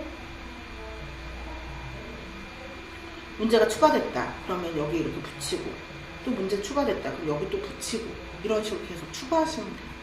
이론은 여기다 또 뭐 만약에 넣고 싶다 표를 그럼 또 붙이고. 그래서 요거는 나중에 다 해가지고 성운 결합 규칙에 관한 1, 2월, 3, 6월, 7, 8월, 90, 11월 이 문제를 다 모아서 어쨌든 성운 결합 규칙과 관련된 모든 기출문제와 모의고사 문제와 이론을 한눈에 볼 수 있게 단권화를 하는 거예요. 주제 단위로 단권화. 그리고 난 다음에 여기에다가 그 플래그 같은 거 붙여서 색인을 하면 되죠. 53 성운 결합 규칙. 그럼 내가 이번 주에 53, 57, 뭐 28번을 복습하겠다. 그러면 무겁게 책 다 마인드맵 안 가지고 다니고 이것만 3개 딱 뽑아가지고 가져가서 그날 복습하면 되는 거죠. 이 단권화가 있고 없고가 마지막에 엄청난 그 효율을 초래해요. 그래서 요게 있는 분들은 이런 식으로 어학기록 50개, 뭐 문법 50개 이런 식으로 뽑아서 맨 마지막에 그것만 계속 돌려본단 말이에요. 근데 이게 없으면 다 봐야 되죠. 이런 작은 데서 효율이 많이 차이가 나기 때문에 이거는 그렇게 어려운 게 아니잖아요. 일주일에 2-3개 하는 건데. 그리고 핑계도 좋죠. 도깨비 같은 거 보면서. 이건 어차피 캡처 작업하는 거니까 아 그래 난 공부를 하고 있는 거야 이러면서 이런 행정적인 거니까. 그리고 인강 같은 경우에는 또 좋은 게 자료가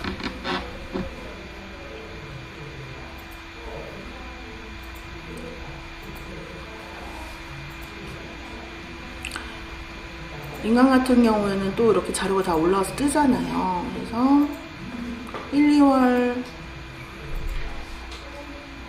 강의 뭐 이렇게 기출 문제가 이렇게 뜬다. 그러면 이걸 열어서 어떻게만 하면 돼요? 이거는 지금 기출 문제지만 나중에 모의고사 문제가 떴다. 그럼 이 모의고사 문제에서 이렇게 열어가지고 굳이 바로 출력 안 해도 또 캡처를 해서 이렇게 해가지고 복사해서 아까 그 라벨지 있던 데다가 이렇게 붙여서 뽑기만 하면 되는 거죠. 그럼 또 뜯어서 단권화 뒤에 붙이면 돼요. 그럼 시간이 얼마나 절약이 돼요. 그래서 내 입맛에 맞게 내가 보고 싶은 부분만 이렇게 편집해서 계속 사용을 하시면은 나만의 책이 만들어지는 거죠. 그래서 이렇게 자료를 활용을 하시면 돼요. 대신 직강생분들은 아까 그 스캐너블 이용해서 이렇게 스캔 보낸 다음에 이렇게 또 필요한 부분 따서 하시면 돼요. 그래서 그냥 복사해서 붙이는 것보다 훨씬 더 이게 더 깨끗하고 이제 좋죠. 요렇게 이제 그 단권화를 하시면 된다. 그래서 이렇게 과목별로 이런 게 많이 있어야 돼요. 과목별로 한 4, 50개 정도씩 이렇게 단권화된 주제가 있으면 이거의 핵심은 뭐냐? 분리거든요. 여러분이 이제 공부를 하실 때 보통 공부의 단위를 굉장히 크게 공부를 하세요. 그래서 화가로 치면은 그냥 정통 화가. 처음부터 인물화를 그릴 때 뭐 머리부터 이마부터 뭐 이렇게 해가지고 쭉 그리는 거. 그러면은 작업이 되게 오래 걸려요. 2시간, 3시간 앉아서 허리도 못 펴고 계속 해야 돼요. 여러분들 공부 범위가 크면. 근데 똑같은 얼굴을 그린다고 하더라도 예를 들어 퍼즐을, 피스를 내서 조각을 맞춘다. 그러면 연관성이 없는 작업인데 언제든지 할 수 있죠. 예를 들어서 특색이 있는 것부터 입술, 눈동자 이런 것부터 맞추기 시작하면서 이렇게 맞춰지는 거잖아요. 그래서 공부를 단편적으로 쪼개야 돼요. 거대한 하나의 흐름을 다 이해하고掌握를 한 상태에서 내가 공부를 해야겠다. 이러면 범위나 단위가 커져서 2-3시간의 뭉텅이 시간이 있지 않은 한은 공부가 안 돼요. 근데 그게 아니라 관련성이 없어 보이게 다 쪼개요, 단편적으로. 근데 그거를 퍼즐을 맞추다 보면 어느새 여기가 눈이었군, 여기가 코였군, 여기가 입이었군, 다 맞추니 얼굴이네. 이렇게 되게끔 공부를 하시면은 효율적이죠. 그리고 모든 그 업무에 시간이 매겨져 있어야 돼요. 저 같은 경우에는 하루에 하는 일이 굉장히 많은데요. 그 일마다 가격표가 다 있어요. 무슨 얘기냐? 이거 5분짜리, 이거 10분짜리, 이거 15분짜리, 이거 1시간짜리. 그게 다 매겨져 있기 때문에 제가 5분의 짜투리 시간이 생기면 5분짜리 일을 하고 15분이 생기면 15분짜리 일을 하고 안 놀아요. 근데 여러분들의 거의 모든 공부의 단위가 되게 크기 때문에 앉아서 딱 정식으로 2-3시간이 없으면 그 일을 어차피 못하니까 이렇게 5분, 10분 생기는 시간을 다 흘려버리게 돼요. 그래서 철저하게 다 쪼개야 돼요. 그러니까 여러분이 공부를 좋아하는 스타일에 선호하는 스타일은 뭐 마인드맵이 있으면 이 마인드맵 큰 가지부터 시작해서 순차적으로 앞뒤 연 이렇게 하다 보면 공부가 끝도 없는 거예요. 한 줄씩 다 쪼개야 돼요. 그래서 걔를 일단 단편적으로 다 입력을 한 다음에 나중에 연관성이 있고 유사성이 있는 것끼리 묶는 식으로. 그래서 이렇게 하게 되면 좋은 거는 뭐냐면요. 공부를 할 때 이런 식으로 하시면 좋은 거는 뭐냐면 비슷한 것끼리 통합을 할 게 유명해요. 책이 지금 찢어져 있는 거잖아요, 낱장으로. 그럼 예를 들어 성운결합규칙과 이 뒤에 오는 션시에는 되게 밀접하게 관련이 돼 있다. 그럼 얘네들끼리 또 묶어가지고서는 통합을 하고 또 비슷한 것들끼리 묶어서 통합을 하고 그럼 그게 뭐가 되는 거야? 서술형이 논술형으로 변하는 거예요. 그래서 답을 내가 비슷하게 쓸 것 같은 주제가 연결되어 있는 몇 개를 통합해서 할 수 있고 예를 들어 얘가 문학사다. 그럼 나중에 시대별로 시가만 쭉 모아서도 볼 수 있고 산문만 쭉 모아서도 보면은 시대별로 장르가 어떻게 변하는지도 볼 수 있는 거죠. 그래서 공부의 단위를 쪼개는 거는 굉장히 중요하다. 이걸 1, 2월부터 연습을 해두시면 여러분 시간을 굉장히 효율적으로 쓰실 수가 있어요. 그래서 이게 제가 말하는 단권화의 개념인 것이고요. 그래서 단권화에 마인드맵 내용을 넣으시고 근데 이거는 선택이에요. 마인드맵 막 캡처하고 뭐하고 나는 너무 정신없고 힘들다 그러면 마인드맵은 따로 들고 다니고 문제만 모으셔도 돼요. 근데 문제만 모아놔도 엄청나게 도움이 많이 돼가지고. 그리고 나서 이 마인드맵을 하고 그 다음에 여기 기출문제를 넣으시고 기출문제 넣은 거에다가 이제 연습문제나 모의고사 문제 그리고 스터디 짝꿍들끼리 서로 이제 문제를 내보잖아요. 근데 아까도 말했듯이 문제 하나 내는데 되게 시간이 많이 걸리는데 그거를 내가 10문제, 20문제씩 낼 수가 없잖아요. 그러니까 본인은 하나씩만 내는 거예요. 근데 그게 주에 여러 사람이 합쳐가지고 공유를 하게 되면 100문제 이렇게 많아지는 거잖아요. 그래서 해당 주제 리스트 그 주에 있는 것 중에서 서로 겹치지 않게 그 주에 문제를 내서 뭐 밴드나 이런 걸로 해서 이렇게 공유를 하게 되면 구체적인 시행안은 이제 설날이 끝나고 나서 제가 생각을 해보고 또 발표를 할게요. 그렇게 해서 그 문제를 가지고 그 주에 가장 우수한 문제 또 가장 쓸데없는 문제라고 하더라도 쓸데없는 거를 내는 출제자는 없을 것 같아? 있어요. 그러니까 뭐 이런 문제를 내 하는 문제도 적응할 수 있고 어찌됐든 간에 집단지성에 모임은 도움이 돼요. 그래서 그거를 넣고 아까 말한 것처럼 번호표 색인을 한 다음에 주요 주제끼리 통합을 하게 되면 이게 또 논술 대비로 되는 거예요. 그래서 이렇게 단권화 자료를 만들어 간다. 그럼 이렇게 된 단권화를 가지고 뭐를 하느냐? 누적식 암기를 한다. 그래서 아까 50개를 하고 그 3, 6월이 되면 또 앞에 있는 50개는 순환이 된 상태에서 새로운 게 추가가 되어야 된다 그랬잖아요. 이 순환이 바로 누적식 암기예요. 그러니까 여러분이 직선형으로 보통 공부를 많이 해요. 예를 들어서 지금 1, 2월 3주 차이 한 거는 3, 4, 5, 6월에 6주차쯤에 하게 되거든요. 그러면 그동안 복습이 하나도 안 됐어요. 그러면 똑같은 내용을 2달 있다 봐요. 그리고 그 상태에서 그 주에 복습하고 또 복습을 안 하면 그걸 4달 있다 보게 되고 이론은 4번이 순환이 된다고 하더라도 그게 계속 순환이 안 되면 2달 있다가 똑같은 내용 보고 4달 있다 똑같은 내용 보고 2달 있다 똑같은 내용 보고 이렇게 되니까 당연히 기억이 가물가물해지죠. 우리 인간의 뇌는 운에는 슈퍼컴퓨터, 좌뇌는 USB라고 그랬어요. USB는 용량이 한계가 있죠. 운해에는 제한이 없지만. 그러면 여러분이 이 용량이 꽉 찼어요. USB 출력하려고 꽂았는데 꽉 찼어. 근데 새 파일 넣어야 돼. 그럼 어떻게 돼요? 안 쓰는 거부터 삭제해버리잖아요. 우리 뇌가 그래요. 내가 어떤 정보를 넣어놨는데 금방 꺼냈을 줄 알고 여기 잔에 넣어놨어요. 근데 한 3개월이 지나도 안 꺼냈어. 근데 새로운 걸 또 넣어야 돼. 그럼 어떻게 해요? 자기가 알아서 자삭하는 거야. 안 꺼내 쓰는 정보를. 망각이 일어나는 거죠.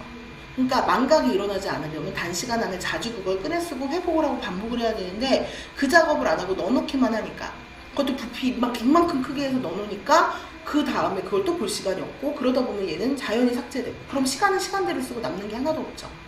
계속 손해보는 거예요. 이런 방식으로 공부를 하는 거예요. 공부의 단위 자체가 크다 보니까 한 번 할 때 시간을 몰빵해서 써서 또 볼 시간이 없는 거예요. 그래서 아까 말했듯이 공부의 시간을 계단 쪼개서 얘를 반복 강화할 수 있는 시간을 많이 만들어야 돼요. 그러기 위해서 우리가 누적식 암기라는 걸 하는데, 누적식 암기를 할 때 일단 필요한 게 그 주제 리스트별 단권화 자료가 필요해요. 그래서 그 주제 리스트별 단권화 자료를 가지고 포스트잇 쪽지에다가 이 단권화 자료를 써요. 예를 들어 성운 결합 규칙, 사후 뭐 이런 식으로 주제어를 써요. 접어요. 그리고 걔를 넣어요. 그래서 뽑아요. 그래서 걸리면 그거에 대해서 설명하고 말하고 이런 식으로 하고, 그래서 하나 하면 또 다시 넣어요. 근데 똑같은 게 또 걸려. 그럼 또 강화가 되겠죠. 그러니까 스터디 짝꿍이랑 할 때 이런 식으로 많이들 한다고요. 그러니까 이론 같은 경우에는 순서대로 외우게 되면 또 피상적으로 하기가 좋잖아요. 그러니까 딱 쪽지 뽑아가지고 걸리면 그 걸린 거에 대해서 설명하고 외우고 하시라는 거죠. 그래서 지금은 설명을 하지만 3, 6월이 되게 되면 모의고사 문제가 나오고, 모의고사 문제는 답이 있잖아요. 선문수리. 그래서 서술형 답 같은 경우에 내주라는 요약형 답안을 제가 드려요. 그러면 그 해당하는 쪽지를 보고 성운 결합 규칙에 대한 그 해 모의고사 답을 외우는 거예요. 그래서 이렇게 누적식 암기를 하고 다시 듣고. 그래서 이때 좋은 게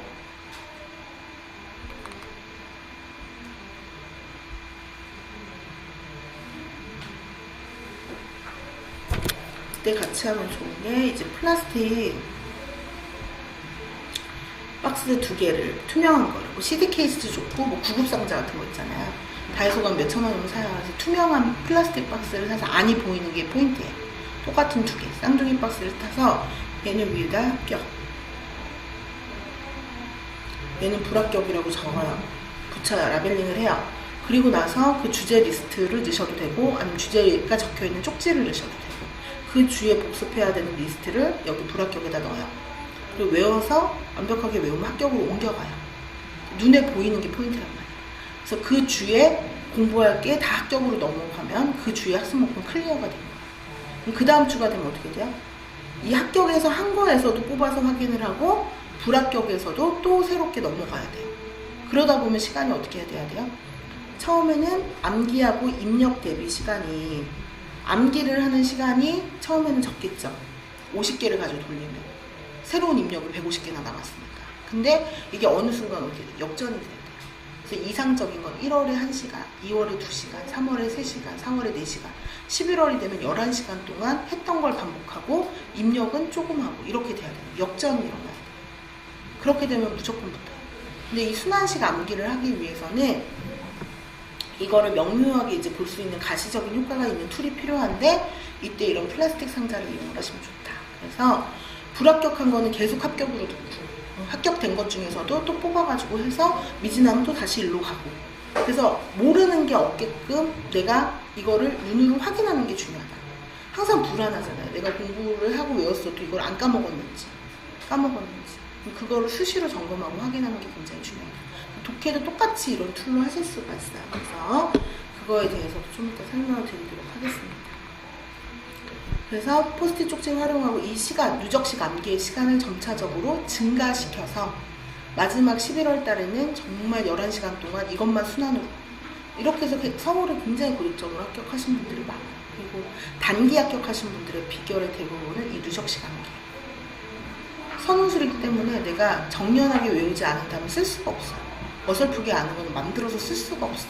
근데 대부분 새로운 입력을 하는 데만 꽂혀가지고서는 하나라도 더 보려고 하다가 결국 정연되지 않은 답을 쓰게 되고 그 미숙한 답 때문에 떨어지게 되는 거거든요, 결국은. 그래서 요거를 잘 하시는 게 중요하다. 그러면 이론 같은 경우에는 그럼 이런 식으로 지금 제가 자료를 정리를 해서 드리니까 여러분이 아 이렇게 하면 되겠다 이런 생각이 드는데, 독해 같은 경우는 상대적으로 주제 리스트도 없고 좀 이렇게 막막한 느낌이 들잖아요, 그쵸? 근데 독해도 막 이런 식으로 지금 공부를 해야 되고, 그래서 독해도 똑같이 제가 그 알려드리고 제공을 해주는 방식대로 여러분이 흉내내서 하시면 돼요.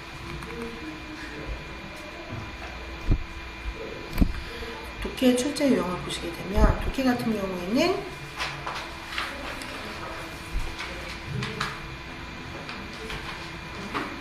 시험에 나오는 유형 자체가 일단 고전 산문과 현대 산문은 매해 꼭 나와요. 작년에 어부사가 나오고 그 전년도에 붕당론 이런 게 나오는 게 그렇고, 장자의 뭐 샤오영요 이런 거, 그 다음에 현대 산문 올해는 광인일기가 나오고 뭐 이런 거 있잖아요. 그래서 고전 산문과 현대 산문 소설 이렇게는 꼭 나와요, 매해. 얘네 두 개가 가장 중요한 시험 포인트라고 생각을 하시면 돼요. 근데 고전 산문이 시험에 나온다. 그럼 어떻게 나오느냐? 꼭 그 주제를 묻는 게 나오고요. 그리고 고대 한어다 보니까 이거를 현대 한어로 해석하는 백화 해석 문제가 나와요. 근데 현대 산문 같은 경우도 주제를 묻는 거는 나오는데요. 현대 산문 자체가 백화의 형태로 쓰였기 때문에 백화를 백화로 해석하는 문제는 안 나와요. 한국어로 답을 적는 게 안 나오기 때문에 한국어 해석을 안 묻죠. 그래서 현대 소설, 현대 산문 이런 거는 한국어로 답을 쓸 수 없기 때문에 해석 문제가 기본적으로 안 나온다고 보면 돼요. 근데 여러분이 이런 고급 한어 교정이라든가 이런 현대문학 작품을 할 때 자꾸 독해를 하려고 그래요. 시험엔 독해가 안 나오는데 자꾸 독해를 통해서 문제를 풀려고 하니까 문학이 이거 독해가 해결이 안 되는 거예요. 근데 사실상 문학 독해랑 독해를 구별하셔야 돼요. 중고급 중국어는 독해력을 묻는데 이 문학 작품은 독해력이 필요 없어요. 정보력이 필요해요. 근데 자꾸 얘를 독해로 접근해서 내가 해석을 통해서 이 시의 주제를 이해해야지? 안 돼요. 여러분이 예전에 그 우리나라 국어문학을 할 때도 그 문학적 작품에 있는 문학적 언어와 주관적 감정을 이해해서 그 답을 쓰는 게 아니라 전과를 보고 그 전과에 있는 해제를 외워서 답을 풀잖아요. 똑같은 거예요. 왜 문학이라는 거에 문학 비평과 평론을 하는 직업이 생겨났겠어요? 그거를 해석해주는 사람이 없으면 해석이 잘 안 되는 거예요. 문학이란 그런 거예요. 주관적인 거죠. 나랑 코드가 맞으면 그 정서가 공감이 가지만 그렇지 않으면 왜 이걸 이렇게 표현하지? 이해가 안 가요. 근데 그걸 자꾸 해석해서 이해하려고 하니까 독해가 어려운 거예요. 그래서 그거를 이제 극복하기 위해서는 문제 유형별로 대비 방법이 달라요. 그래서 고전 산문 같은 경우에는 어찌됐든 간에 그 주제를 파악하고 백화 해석을 하는 게 꼭 나온다 그랬어요. 그리고 현대 산문 같은 경우에는 주제 파악 외에 이게 뭐를 시대적 배경으로 했는가, 뭐 신해혁명인가, 오사운동인가, 뭐 이거 농촌을 배경으로 했던 것인가, 그 다음에 이 창작자의 뭐 해당하는 유파의 창작 배경, 창작 경향은 무엇인가, 이런 문학사적 지식을 연계해서 묻는 문제가 꼭 나와요. 그래서 그런 거를 잘 기억을 해두셔야 되고, 그 다음에 이제 고전 산문과 현대 산문은 매해 나오지만 고전 운문이라든가 현대 운문은 한 2, 3년마다 한 번씩 나와요. 고전 운문이라고 하는 거는 시나 사나 민가 이런 거고, 현대는 시가 되겠죠. 근데 시라고 하는 것 자체가 수사기법상 특이하잖아요. 산문과는 달리 함축적인 언어로 표현해야 되니까 수사기법을 물어보는 게 잘 나와요. 그래서 고전 산문이나 현대 산문이나 산문은 공리적 글이 잘 나와요. 현실을 반영하고 세태를 풍자하는. 근데 시는 그 수사기법이 특이하고 모호한 게 많이 나와요. 그래서 약간 현대시라고 하면 난해한 현대시파나 목롱시파 이런 시가 주로 나오고요. 애청과 같이 현실주의 시보다는 그런 게 오히려 더 많이 나와요. 함축적인 시어가 있고 좀 약간 모호한 수사기법이 사용이 됩니다. 그리고 고전시도 마찬가지예요. 수사기법을 물어보는 거 꼭 나와요. 시의 특성상 수사기법을 물어보는 거는 꼭 나온다. 그래서 우리가 고전시가 관련해서 지금 3개 풀어봤는데요. 관저할 때도 비와 흙 물어보는 거 나왔고요. 그 다음에 남조민가 할 때도 쌍간어 해당하는 거 찾으라는 거 나왔고요. 그 다음에 맥상상 악부민가 시험 냈을 때도 부천이라고 해서 포서의 수법이나 과장 등의 수법을 이용한 걸 묻는 게 나왔고, 현대시파의 항해라는 작품을 봤을 때도 소설화기법, 연극화기법 이거 물어보는 거 나왔고요. 그러니까 항상 수사기법을 물어보는 게 나오는데 그 수사기법을 내가 수사기법을 하나하나 해서 적용해서 이거를 풀 수 있다? 그렇지 않거든요. 그냥 이 작품에서 주로 사용된 수사기법이 무엇인지 알면 되는 거예요. 정보력의 싸움이라는 거예요. 그렇다면 이런 정보를 어떻게 구축할 수 있느냐? 그래서 그거에 대해서 좀 설명을 드리면 고전산문 공부 방법부터 알려드릴게요. 그래서 보통 붕당론을 한번 예로 들어볼게요. 여러분이 보통 공부를 하실 때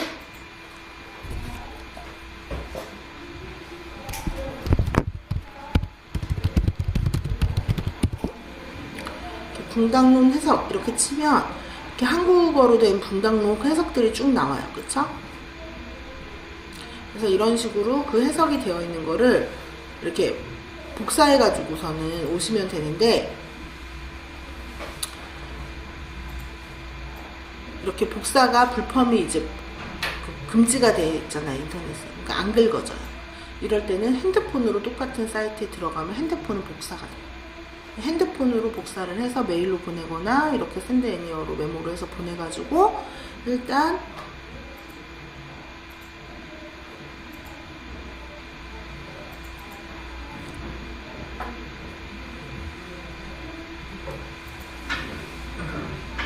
이렇게 쭉 긁어오시면 돼요.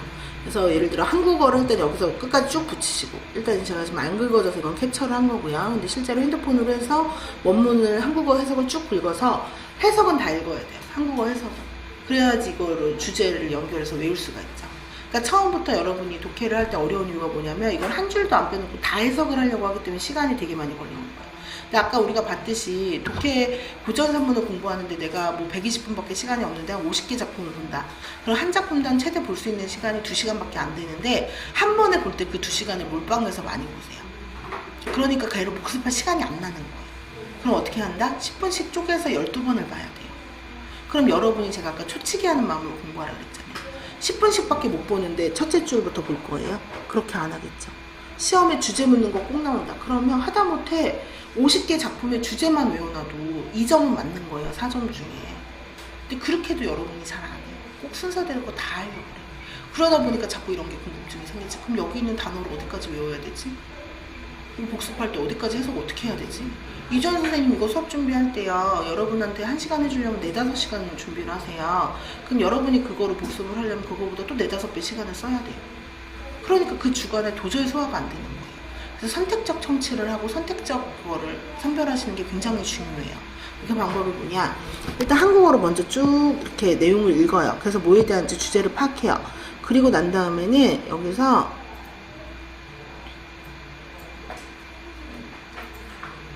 이번에는 중국어로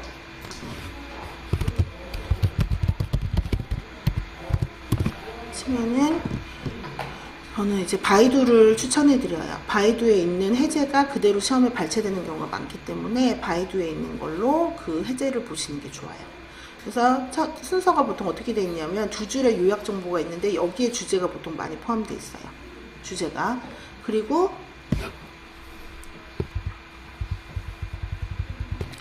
순서상 첫 번째 이제 원문이 나와 있고,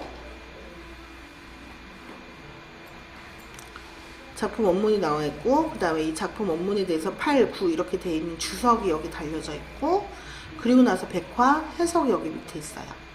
그러면 일단 이 원문을 복사해서 붙여다 놓고 해석을 복사해서 붙여다 넣는 거예요.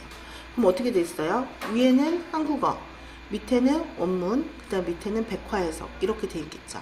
근데 이 상태에서 이거를 한 줄씩 넣는 거예요. 한국어 한 줄, 백화 해석 한 줄, 원문 한 줄. 재편집을 하는 거죠. 나만의 교재를 만드는 거예요. 근데 이렇게 할 때 유의하셔야 되는 거는 여러분이 보통 고전산문을 볼 때 원문을 먼저 봐요. 陈文朋党之说自古有之. 그리고 나서 陈听说关于朋党的言论是自古就有的. 이렇게 되니까 陈원听说朋党之说关于朋党的言论. 이렇게 하니까 3번 봐야 되죠. 근데 순서를 바꿔서 일단 신이 듣기에 붕당에 관한 논쟁은 옛부터 있었습니다. 陈听说关于朋党的言论是自古就有的. 바로 이해가 되죠. 그 상황에서 다시 원문을 보면 陈听说关于朋党的言论, 陈원 하면 바로 听说关于朋党的言论, 朋党之说是自古就有的 하면 自古有之. 바로 이해가 간단 말이에요. 순서만 바꿔도 시간이 많이 줄어요. 그래서 한국어 백화에서 고대 원문 순으로 보시게 되면 사전을 따로 찾지 않아도 되고 이해하는 데 시간이 더 현격하게 줄어요. 근데 그렇다고 해도 얘는 보통 50개에서 70개의 문장으로 구성되어 있어요. 그럼 이런 식으로 본다고 하더라도 다 보는데 2시간은 걸리지 않겠어요? 그럼 우리에게 뭐가 필요해요? 힌트가 필요해요. 얘가 시험에 나오는 건 어쨌든 주제가 나오고요. 그 다음에 백화 해석이 나온다 그랬는데 백화 해석이 아무데나 발췌되는 게 아니라 주제어로 포함하거나 아니면 해석이 난해하거나 특정적인 부분이 발췌가 될 거란 말이에요. 그럼 어디가 발췌될지를 미리 알고 있다면 시간을 현격하게 줄일 수 있겠죠. 근데 얘가 기출이 됐다면 어떤 부분이 중요한지를 알 텐데 기출이 안 됐으면 독해 문제가 훨씬 더 많잖아요. 그러면 이걸 우리가 어떻게 할 수 있을까요? 그럴 때 참고할 수 있는 게 중국의 어문이나 문어문 문제예요. 방당문에다가 영과 검색어로 시티 위원, 원인원 그래서 얘를 검색을 하시면 이렇게 시티가 되게 많이 나와요.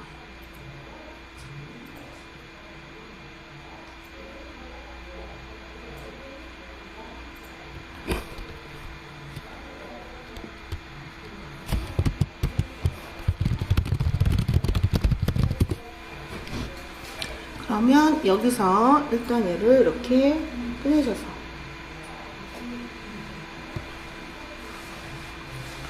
자, 그러면 여기에 시티가 되게 많이 나오는데 이러한 시티들은 대부분 중국의 국어 문제이기 때문에 우리 임용이랑 관련 없는 유형이 많아요.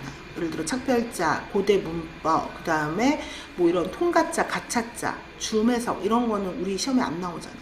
그럼 이 시티 다 읽을 필요가 없고 우리 뭐만 보면 돼요? 请把文言文阅读材料中获现的语句翻译成现代汉语 밑줄진 부분을 현대한어로 번역해라. 해석 문제. 백화문 해석 부분만 발췌해서 딱 보면 되는 거예요.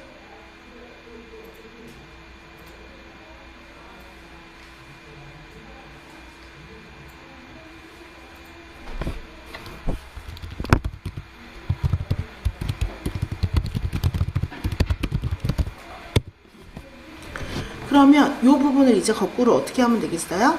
이렇게 복사해서 아까 했던 원문 부분 중에 컨트롤 F 누르면 찾기가 있어요. 복사 다음 찾기 딱 나오죠. 그럼 이거에 해당하는 부분 색깔 넣어요. 이렇게 3개 있었죠? 이렇게 그럼 얘네가 뭐예요? 우선적으로 공부해야 되는 부분이 나오는 거예요. 그럼 여러분이 독해 예습 방법도 정해지는 거예요. 어떻게? 미리 단어 찾아가면서 막 읽어올 필요가 없이 한국어로 처음부터 끝까지 쭉 한번 읽어보고 그 다음에 어떻게 하면 돼요? 내가 주의 깊게 들어야 되는 부분을 칠하기만 하면 돼요. 인강을 듣거나 직강을 듣거나 똑같아요. 미리 예습하지 마시고 이 부분은 어쨌든 주의 깊게 꼭 들어야 된다라는 것만 체크하시고 나머지는 다 흘려들으세요. 직강 어차피 여러분 독해 수업 들으면서 다 녹음하잖아요. 근데 그 40분 수업을 하면 40분을 다 알려고 하면 못 알아요. 그러니까 일단 우선적으로 집중해야 되는 영역을 결정해요. 인강도 마찬가지. 이 세 부분만 선택적 성취하고 나머지는 그냥 흘려요. 나중에 추가하면 돼요. 그러니까 이거를 12번으로 쪼개서 10번을 봐도 똑같은데 여러분이 자꾸 한 번에 다 하려고 하기 때문에 과부하가 걸리는 거예요. 그러면 이렇게 이번 수업을 들을 때는 이 세 부분만 완벽하게 알면 돼요. 그리고 그 다음에 얘를 10분 동안 이렇게 해서 외웠어요. 그럼 그 다음에 얘를 누적 반복할 때는 어떻게 하면 돼요? 1분 동안 확인을 해요. 이걸 처음에 외울 때는 10분, 20분이 걸렸어도 그 다음에 확인만 하는 건 1, 2분이면 되잖아요. 그러면 또 9분의 새로운 시간이 남잖아요. 확인하고 나서. 그리고 나서 그러면 한 2개 더 봐요. 확장해서. 순서대로 하지 말고. 그 다음 순위에 있는 걸 또 보고. 그 다음이 되면 어떻게 돼요? 앞에 5개 한 거 복습하고 그리고 나서 또 한 7, 8분 남는 시간에 또 새로운 걸 보고. 이런 식으로 하다 보면 어느새 전체를 다 보게 되는 거예요. 근데 그렇게 할 동안에 제일 중요한 건 10번 반복이 되겠죠. 근데 여러분의 방식으로 처음부터 끝까지를 한 번에 다 뭉태기로 보면 또 볼 시간이 없다는 거예요. 그러면 이거를 효과적으로 재조직하는 방법은 아까 이론 같은 경우에는 단권화 노트가 있었잖아요. 근데 독해는 단권화 노트보다는 정보 카드가 훨씬 효율적이에요.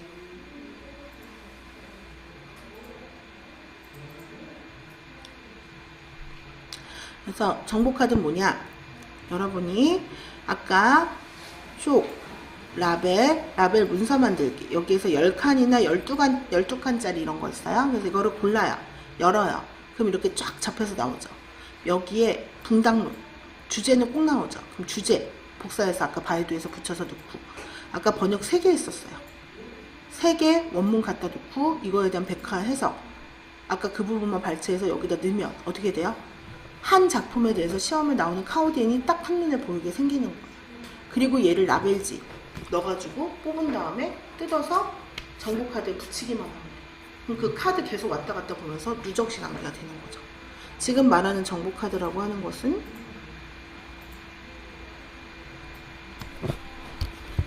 이왕이면 컬러 정보 카드가 좋아요. 컬러 정보 카드는 이런 거 얘기하는 거예요.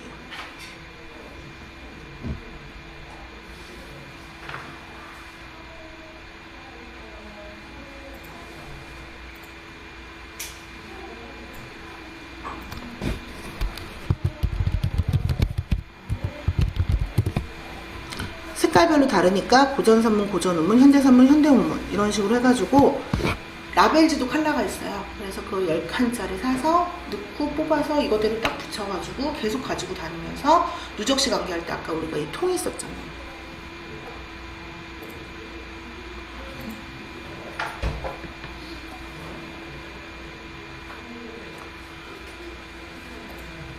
아까 이 통에다가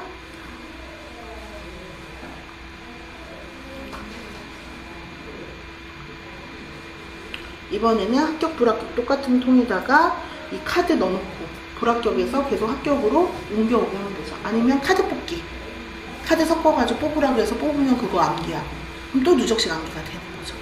그래서 이 한눈 안에 들어가는 정보를 그 다음에 좀 불안하면 두세 개 더 뒤편에 추가해서 넣고 이런 식으로 해서 어느새 하나의 편을 완성해서 보는 식으로 공부를 해야 공부가 쉽지, 덩어리로 공부를 해버리지 하면은 공부가 너무 부담되고 어렵다.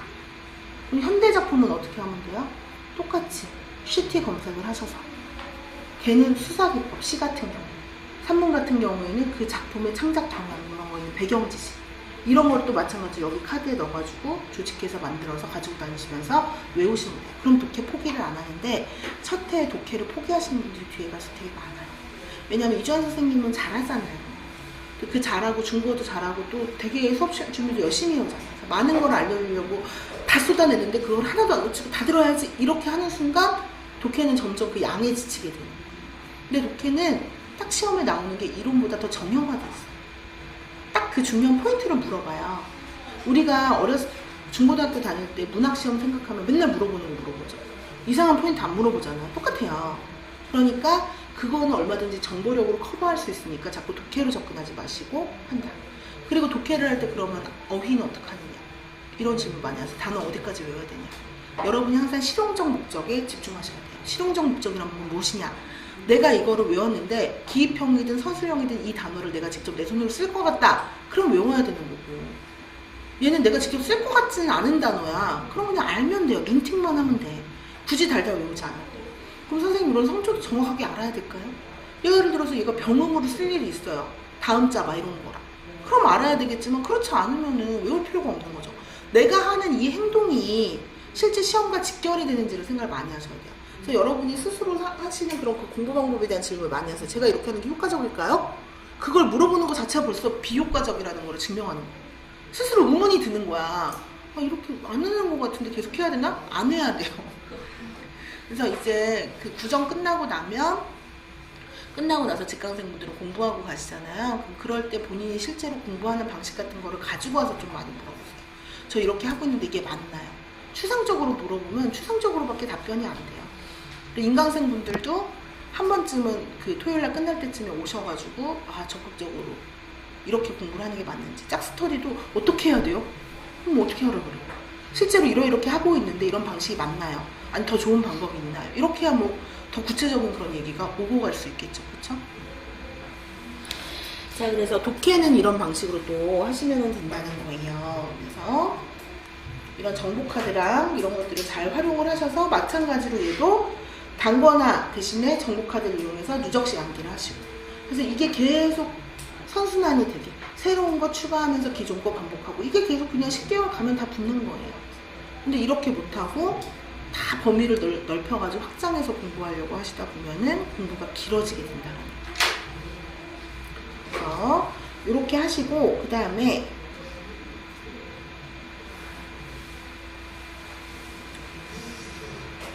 이 CT를 찾을 때 좋은 어플 하나 알려드릴게요.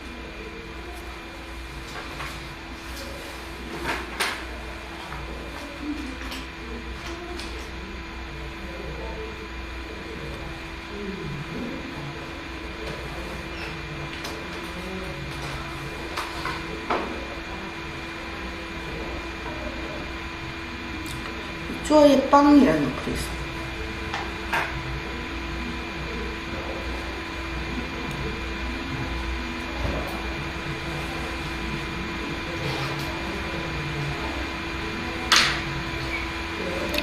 그래서 이거를 찾으셔서 여시면 저는 바로 얘가 뜨는데 여러분들은 핸드폰 번호로 입력하라고 뜰 거예요.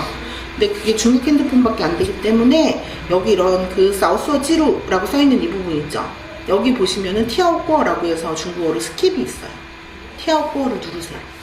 그러면 파란색 화면으로 바뀌면서 사진 화면이 딱 찍을 수 있는 거예요. 거기까지 했나요? 그 스킵을 못 해가지고 이거를 못 쓰시는 분이 많아요. 핸드폰 번호 꼭 입력해야 되는 줄 알고.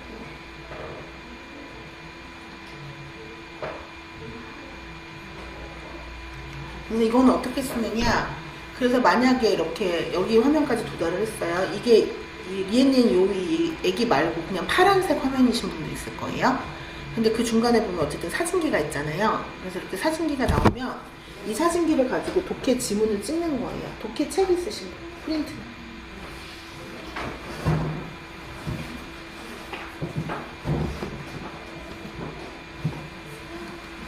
근데 이게 낙서가 안 되는 게 중요해요.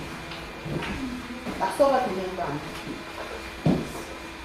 그래서 이게 고전 산문이면은 100% 되고, 현대 산문은 있는 게 있고 없는 게 있을 텐데, 방금 실티 검색했잖아요, 우리가. 그것처럼, 오늘 공부를 너무 열심히 해서 안 되는데, 네.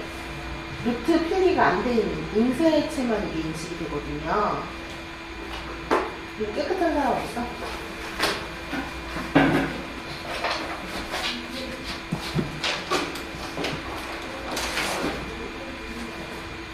고전 산문. 고전 산문 부분을 열어보시면 이런 거 있죠. 그러면 여기를 이걸 이렇게 찍어요. 미경 선생님 거는 이게 인식을 잘 못하더라.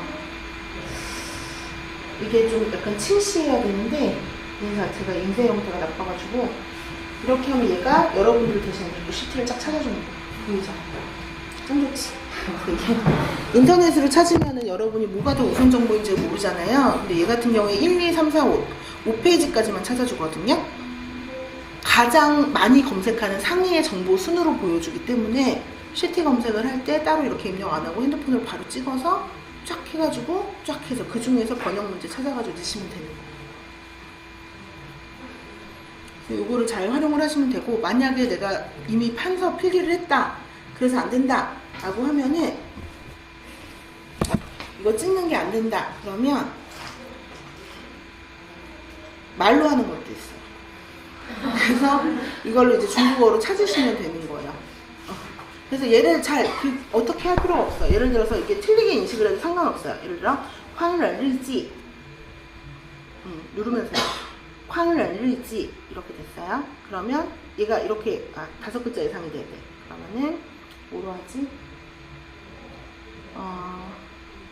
그 하이위다 벙당룬 네. 오양시우다. 오케이. 그럼 업데이트 됐어요. 그러면 요거를 이렇게 다시 시우가이원티 이 부분을 치면 이걸 지울 수가 있어요. 입력을 할 수 있어요. 그래서 여기에다 작품명을 입력해서 검색을 하면 똑같이 나와요. 그래서 이렇게 요런 경로를 얘를 이제 이용을 하시면 된다. 그래서 이거를 또 알려드렸고, 그리고 나서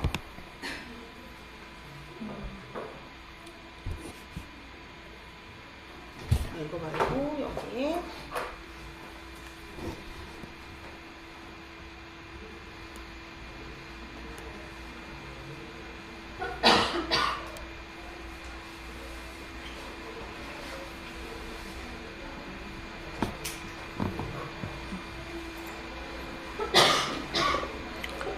여러분들도 3단 단체방에다가 제가 이제 쭉 오늘 우리 수요일 1시인가요?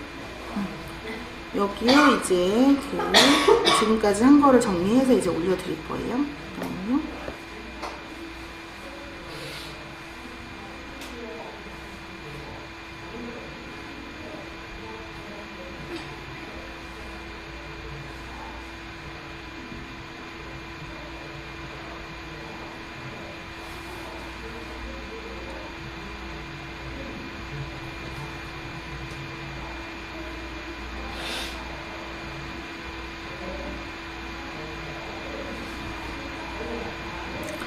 자, 그 중에서 이제 빠진 거 몇 가지를 좀 말씀을 드리면,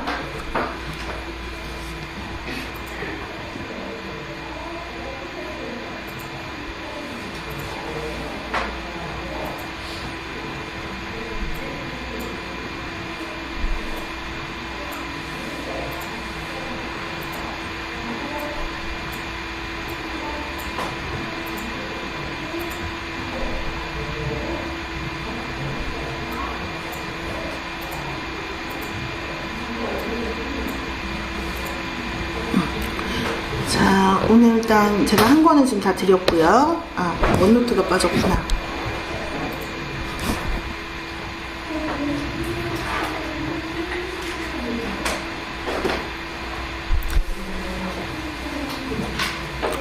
통기와 동기화.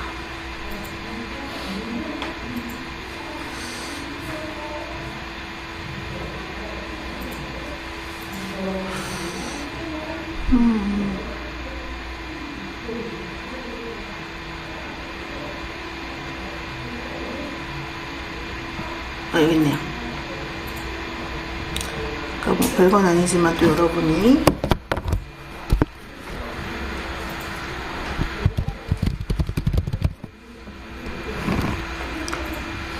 이런 걸 또 안 주면 서운해하기 때문에, 그래서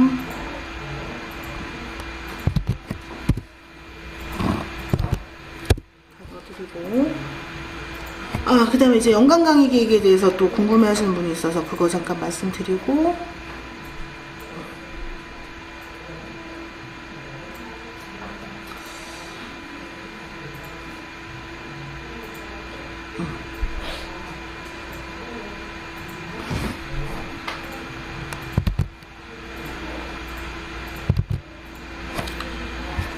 연간 강의 계획은 여기 있듯이 1, 2월에 지금 기본 이론반으로 우리가 이제 기출특강 제공한 상태로 한국어로 한번 보잖아요. 이게 3, 6월이 되면 똑같은 한국어 마인드맵이 이제 중국어로 똑같이 되고, 그 다음에 심화이론서가 있어요. 그래서 심화이론서는 여러분들 그 참고서에 있는 그 중국어 원서를 요약한 자료예요. 그리고 그 심화이론서를 요약한 게 마인드맵인 거고요. 그래서 수업은 마인드맵 위주로 마찬가지로 나가는데 그 원서 요약본이 제공이 되고, 그 원서 요약본 내에 기출문제들도 3, 6월에 포함이 돼 있어요. 그래서 저는 기본적으로 1, 2월에 한 번, 3, 6월에 한 번, 7, 8월에 한 번 이렇게 3번 기출문제가 순환이 된다라고 생각을 하시면 돼요. 그리고 난 다음에 이제 하품 모의고사를 3, 6월부터 실시를 해요. 그래서 여러분이 한 주간 심화이론서 기출문제, 마인드맵, 중거 마인드맵 이거로 공부를 하면 그 진도 내에서 그 다음 주에 하품 모의고사를 치러요. 90분짜리.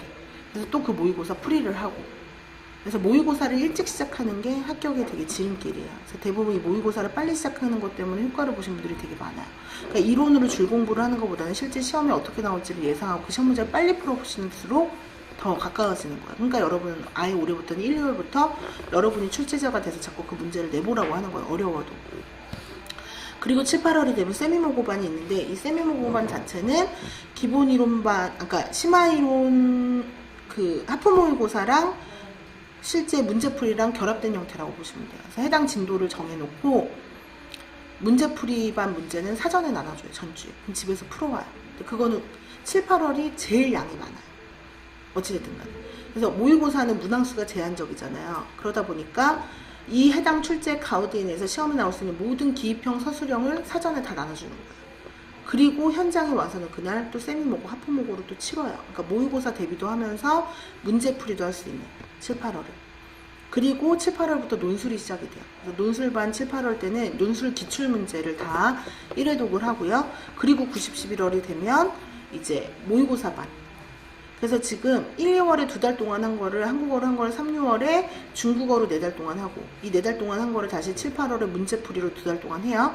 그 이 문제풀이로 2달 동안 한 거를 90, 11월 모의고사 때 9월에 진도별 모의고사를 해요. 그래서 이 2달 동안 한 걸 한 달 동안 다시 요약해서 하고, 나머지 2달간 무작위 랜덤 모의고사를 치르는 거예요.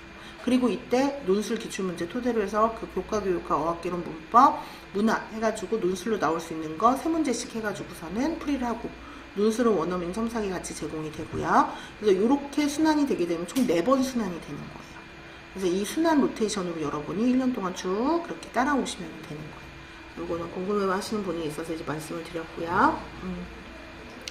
그리고 다시 우리 일로 가서 아까 제가 쭉 올려드린 것 중에 설명이 안 되는 게 3가지가 있는데요. 이 어플은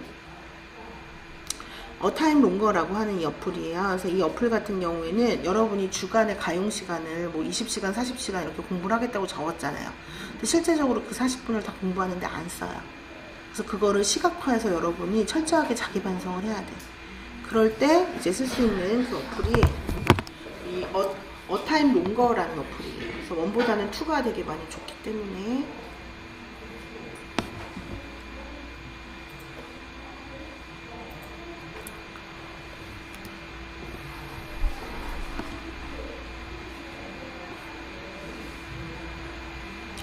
이 어플을 들어가시면은 여러가지 이렇게 뭐 활동이 있잖아요. 그럼 내가 이동 시간에 이동 누르고 잠깐 멈춘 상태에서 이제 다시 뭐 또 그 공부를 한다. 그러면 여기 공부. 그럼 공부를 하실 때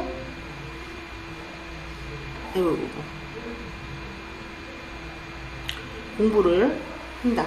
그러면 이제 공부를 또 다시 이렇게 시간을 재주는 거예요. 그래서 공부를 하다 내가 갑자기 인터넷을 해요. 그러면은 또 이러네. 공부를 하고 그리고 내가 또 인터넷을 해요. 그러면은 또 인터넷으로 이게 계속 그러니까 내가 하는 시간을 거꾸로 기록을 하는 거예요. 그러니까 멀티 기능 기록이 돼요. 이런 식으로 기록을 하다 보면은 어떻게 되냐면 일단 그 주간에 내가 뭐 몇 시간을 자고 몇 시간을 이동하는데 쓰고 기록을 해놓잖아요. 계획을. 그럼 그 계획에 따라 어느 정도 성과가 이루어졌는지를 통계로 보여주는 거예요. 그래서 예를 들어서 내가 월요일날 뭐 이렇게 됐다. 그러면 이제 공부를 몇 시간 했고 몇 시간 했고 몇 시간 했고를 이런 식으로 통계로 다 보여줘요. 그래서 내가 총 가용 시간 중에서 몇 프로를 공부를 했고 몇 시간 누락을 했고 이런 게 눈에 다 보이는 거예요. 그럼 가식화를 해야 여러분이 내가 이렇게 생각보다 집중을 못하고 있구나. 또 게임을 하거나 인터넷을 하는데 이렇게 많은 시간을 쓰고 있구나. 이런 걸 알 수가 있어요. 그래서 항목 같은 것도 더 추가해서 만들 수가 있고요. 그래서 이런 거를 이용을 해서 그 시간 관리를 하시면은 좋아요. 그래서 여기 항목을 계속 추가를 할 수 있으니까 카테고리 같은 것들을 이거를 좀 이용을 하시면 좋을 것 같고 그 다음에 또 말씀 안 드린 어플이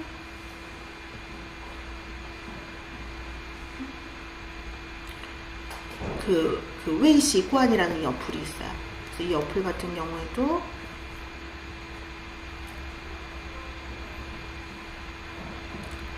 본인이 뭐를 해야겠다 생각하거나 뭐를 하지 말아야겠다는 것들 있잖아요. 예를 들어서 뭐 하루에 뭐 그 중국어 낭독을 30분씩 하겠다, 10분씩 하겠다, 아니면은 뭐 예를 들어서 뭐 운동을 30분씩 하겠다. 그러면 요런 거 같은 경우를 정해가지고 이거 중국 애들이 미리 해놓은 거거든요. 그래서 여기 있으면 이걸 쓰시고 없으면 추가를 하시면 돼요. 그래서 이렇게 한 다음에 내 목표를 설정을 해요. 그래서 예를 들어서 뭐 내가 책을 한 권씩 읽겠다 그러면 이 목표 설정을 하시는 거예요. 그래서 여기에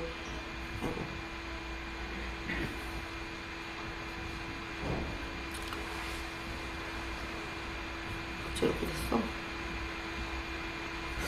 아까랑 달라졌는데? 잠깐만요. 어쨌든 이런 식으로 나의 그 목표를 설정을 한 다음에 여기에 들어가셔서 그 일정이나 이런 것들을 다 조율할 수 있어요. 계획을 세울 수가 있어요. 그래서 그 계획을 이제 넣어가지고 위챗으로 가입하실 수 있으니까 들어가셔서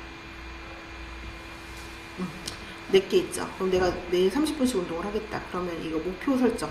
그래서 이거 통계로 어느 정도 내가 달성을 했는지 이런 것도 다 나오고 계속 그 기록 같은 것도 해나갈 수 있고 그거를 이제 펀시향 할 수도 있어요. 그러니까 친구랑 생활 스터디도 많이 하잖아요. 그래서 내가 오늘 뭐 몇 시에 일어나기로 했다. 그런 거 뭐 지키고 안 지키고 이런 게 월별로 다 나오는 거예요. 그러면 같이 이렇게 서로 감시해서 서로 점검해서 벌금 매기고 뭐 이런 것도 할 수 있고. 그래서 이 두 개를 잘 활용을 하셔서 시간 관리와 습관 관리를 좀 잘 하시면 좋을 것 같고 그리고 이거는 뭐냐면 그 합격자가 와가지고서는 중국 문학사 관련해서 그 책 하나 이제 추천을 해준 거예요. 그래서 중국 문학의 별이 중국 문학의 갈래 중국 문학의 숨결이라고 해서 문학사가 약하신 분들 같은 경우에 약간 스토리텔링 식으로 한국어를 읽을 수 있게. 그리고 제일 좋은 거는 이제 김학주 선생님의 중국 문학사 한 권을 꼭 사셔서 신화사에서 나온 거 그거는 꼭 읽으셔야 되고 그 외에 이렇게 돼 있는 책을 보고 필요한 부분만 골라서 이제 있는 식으로 많이 했다고 해요. 그래서 화장실 같은 데다 빗을 꽂아놓고 처음부터 끝까지 쭉 읽는 게 아니라 오늘은 당대 시가 부분 쭉 한번 읽어보고 뭐 송대 사 부분 쭉 한번 읽어보고 해서 흐름을 이제 찾는 걸로. 그래서 뭐든지 여러분 처음 공부하실 때 중국어 원서로 나온다고 해도 한국어로 개념 정립을 하는 건 되게 중요해요. 그래야 나중에 중국어가 따라오는데 한국어로도 내가 개념이 모호한 상태에서 중국어부터 받아들이게 되면은 이게 개념 정립이 잘 안 돼요. 그래서 문학사 어려워하시는 분들은 이런 책을 구비해서 읽으시면은 좀 도움이 될 것 같고요.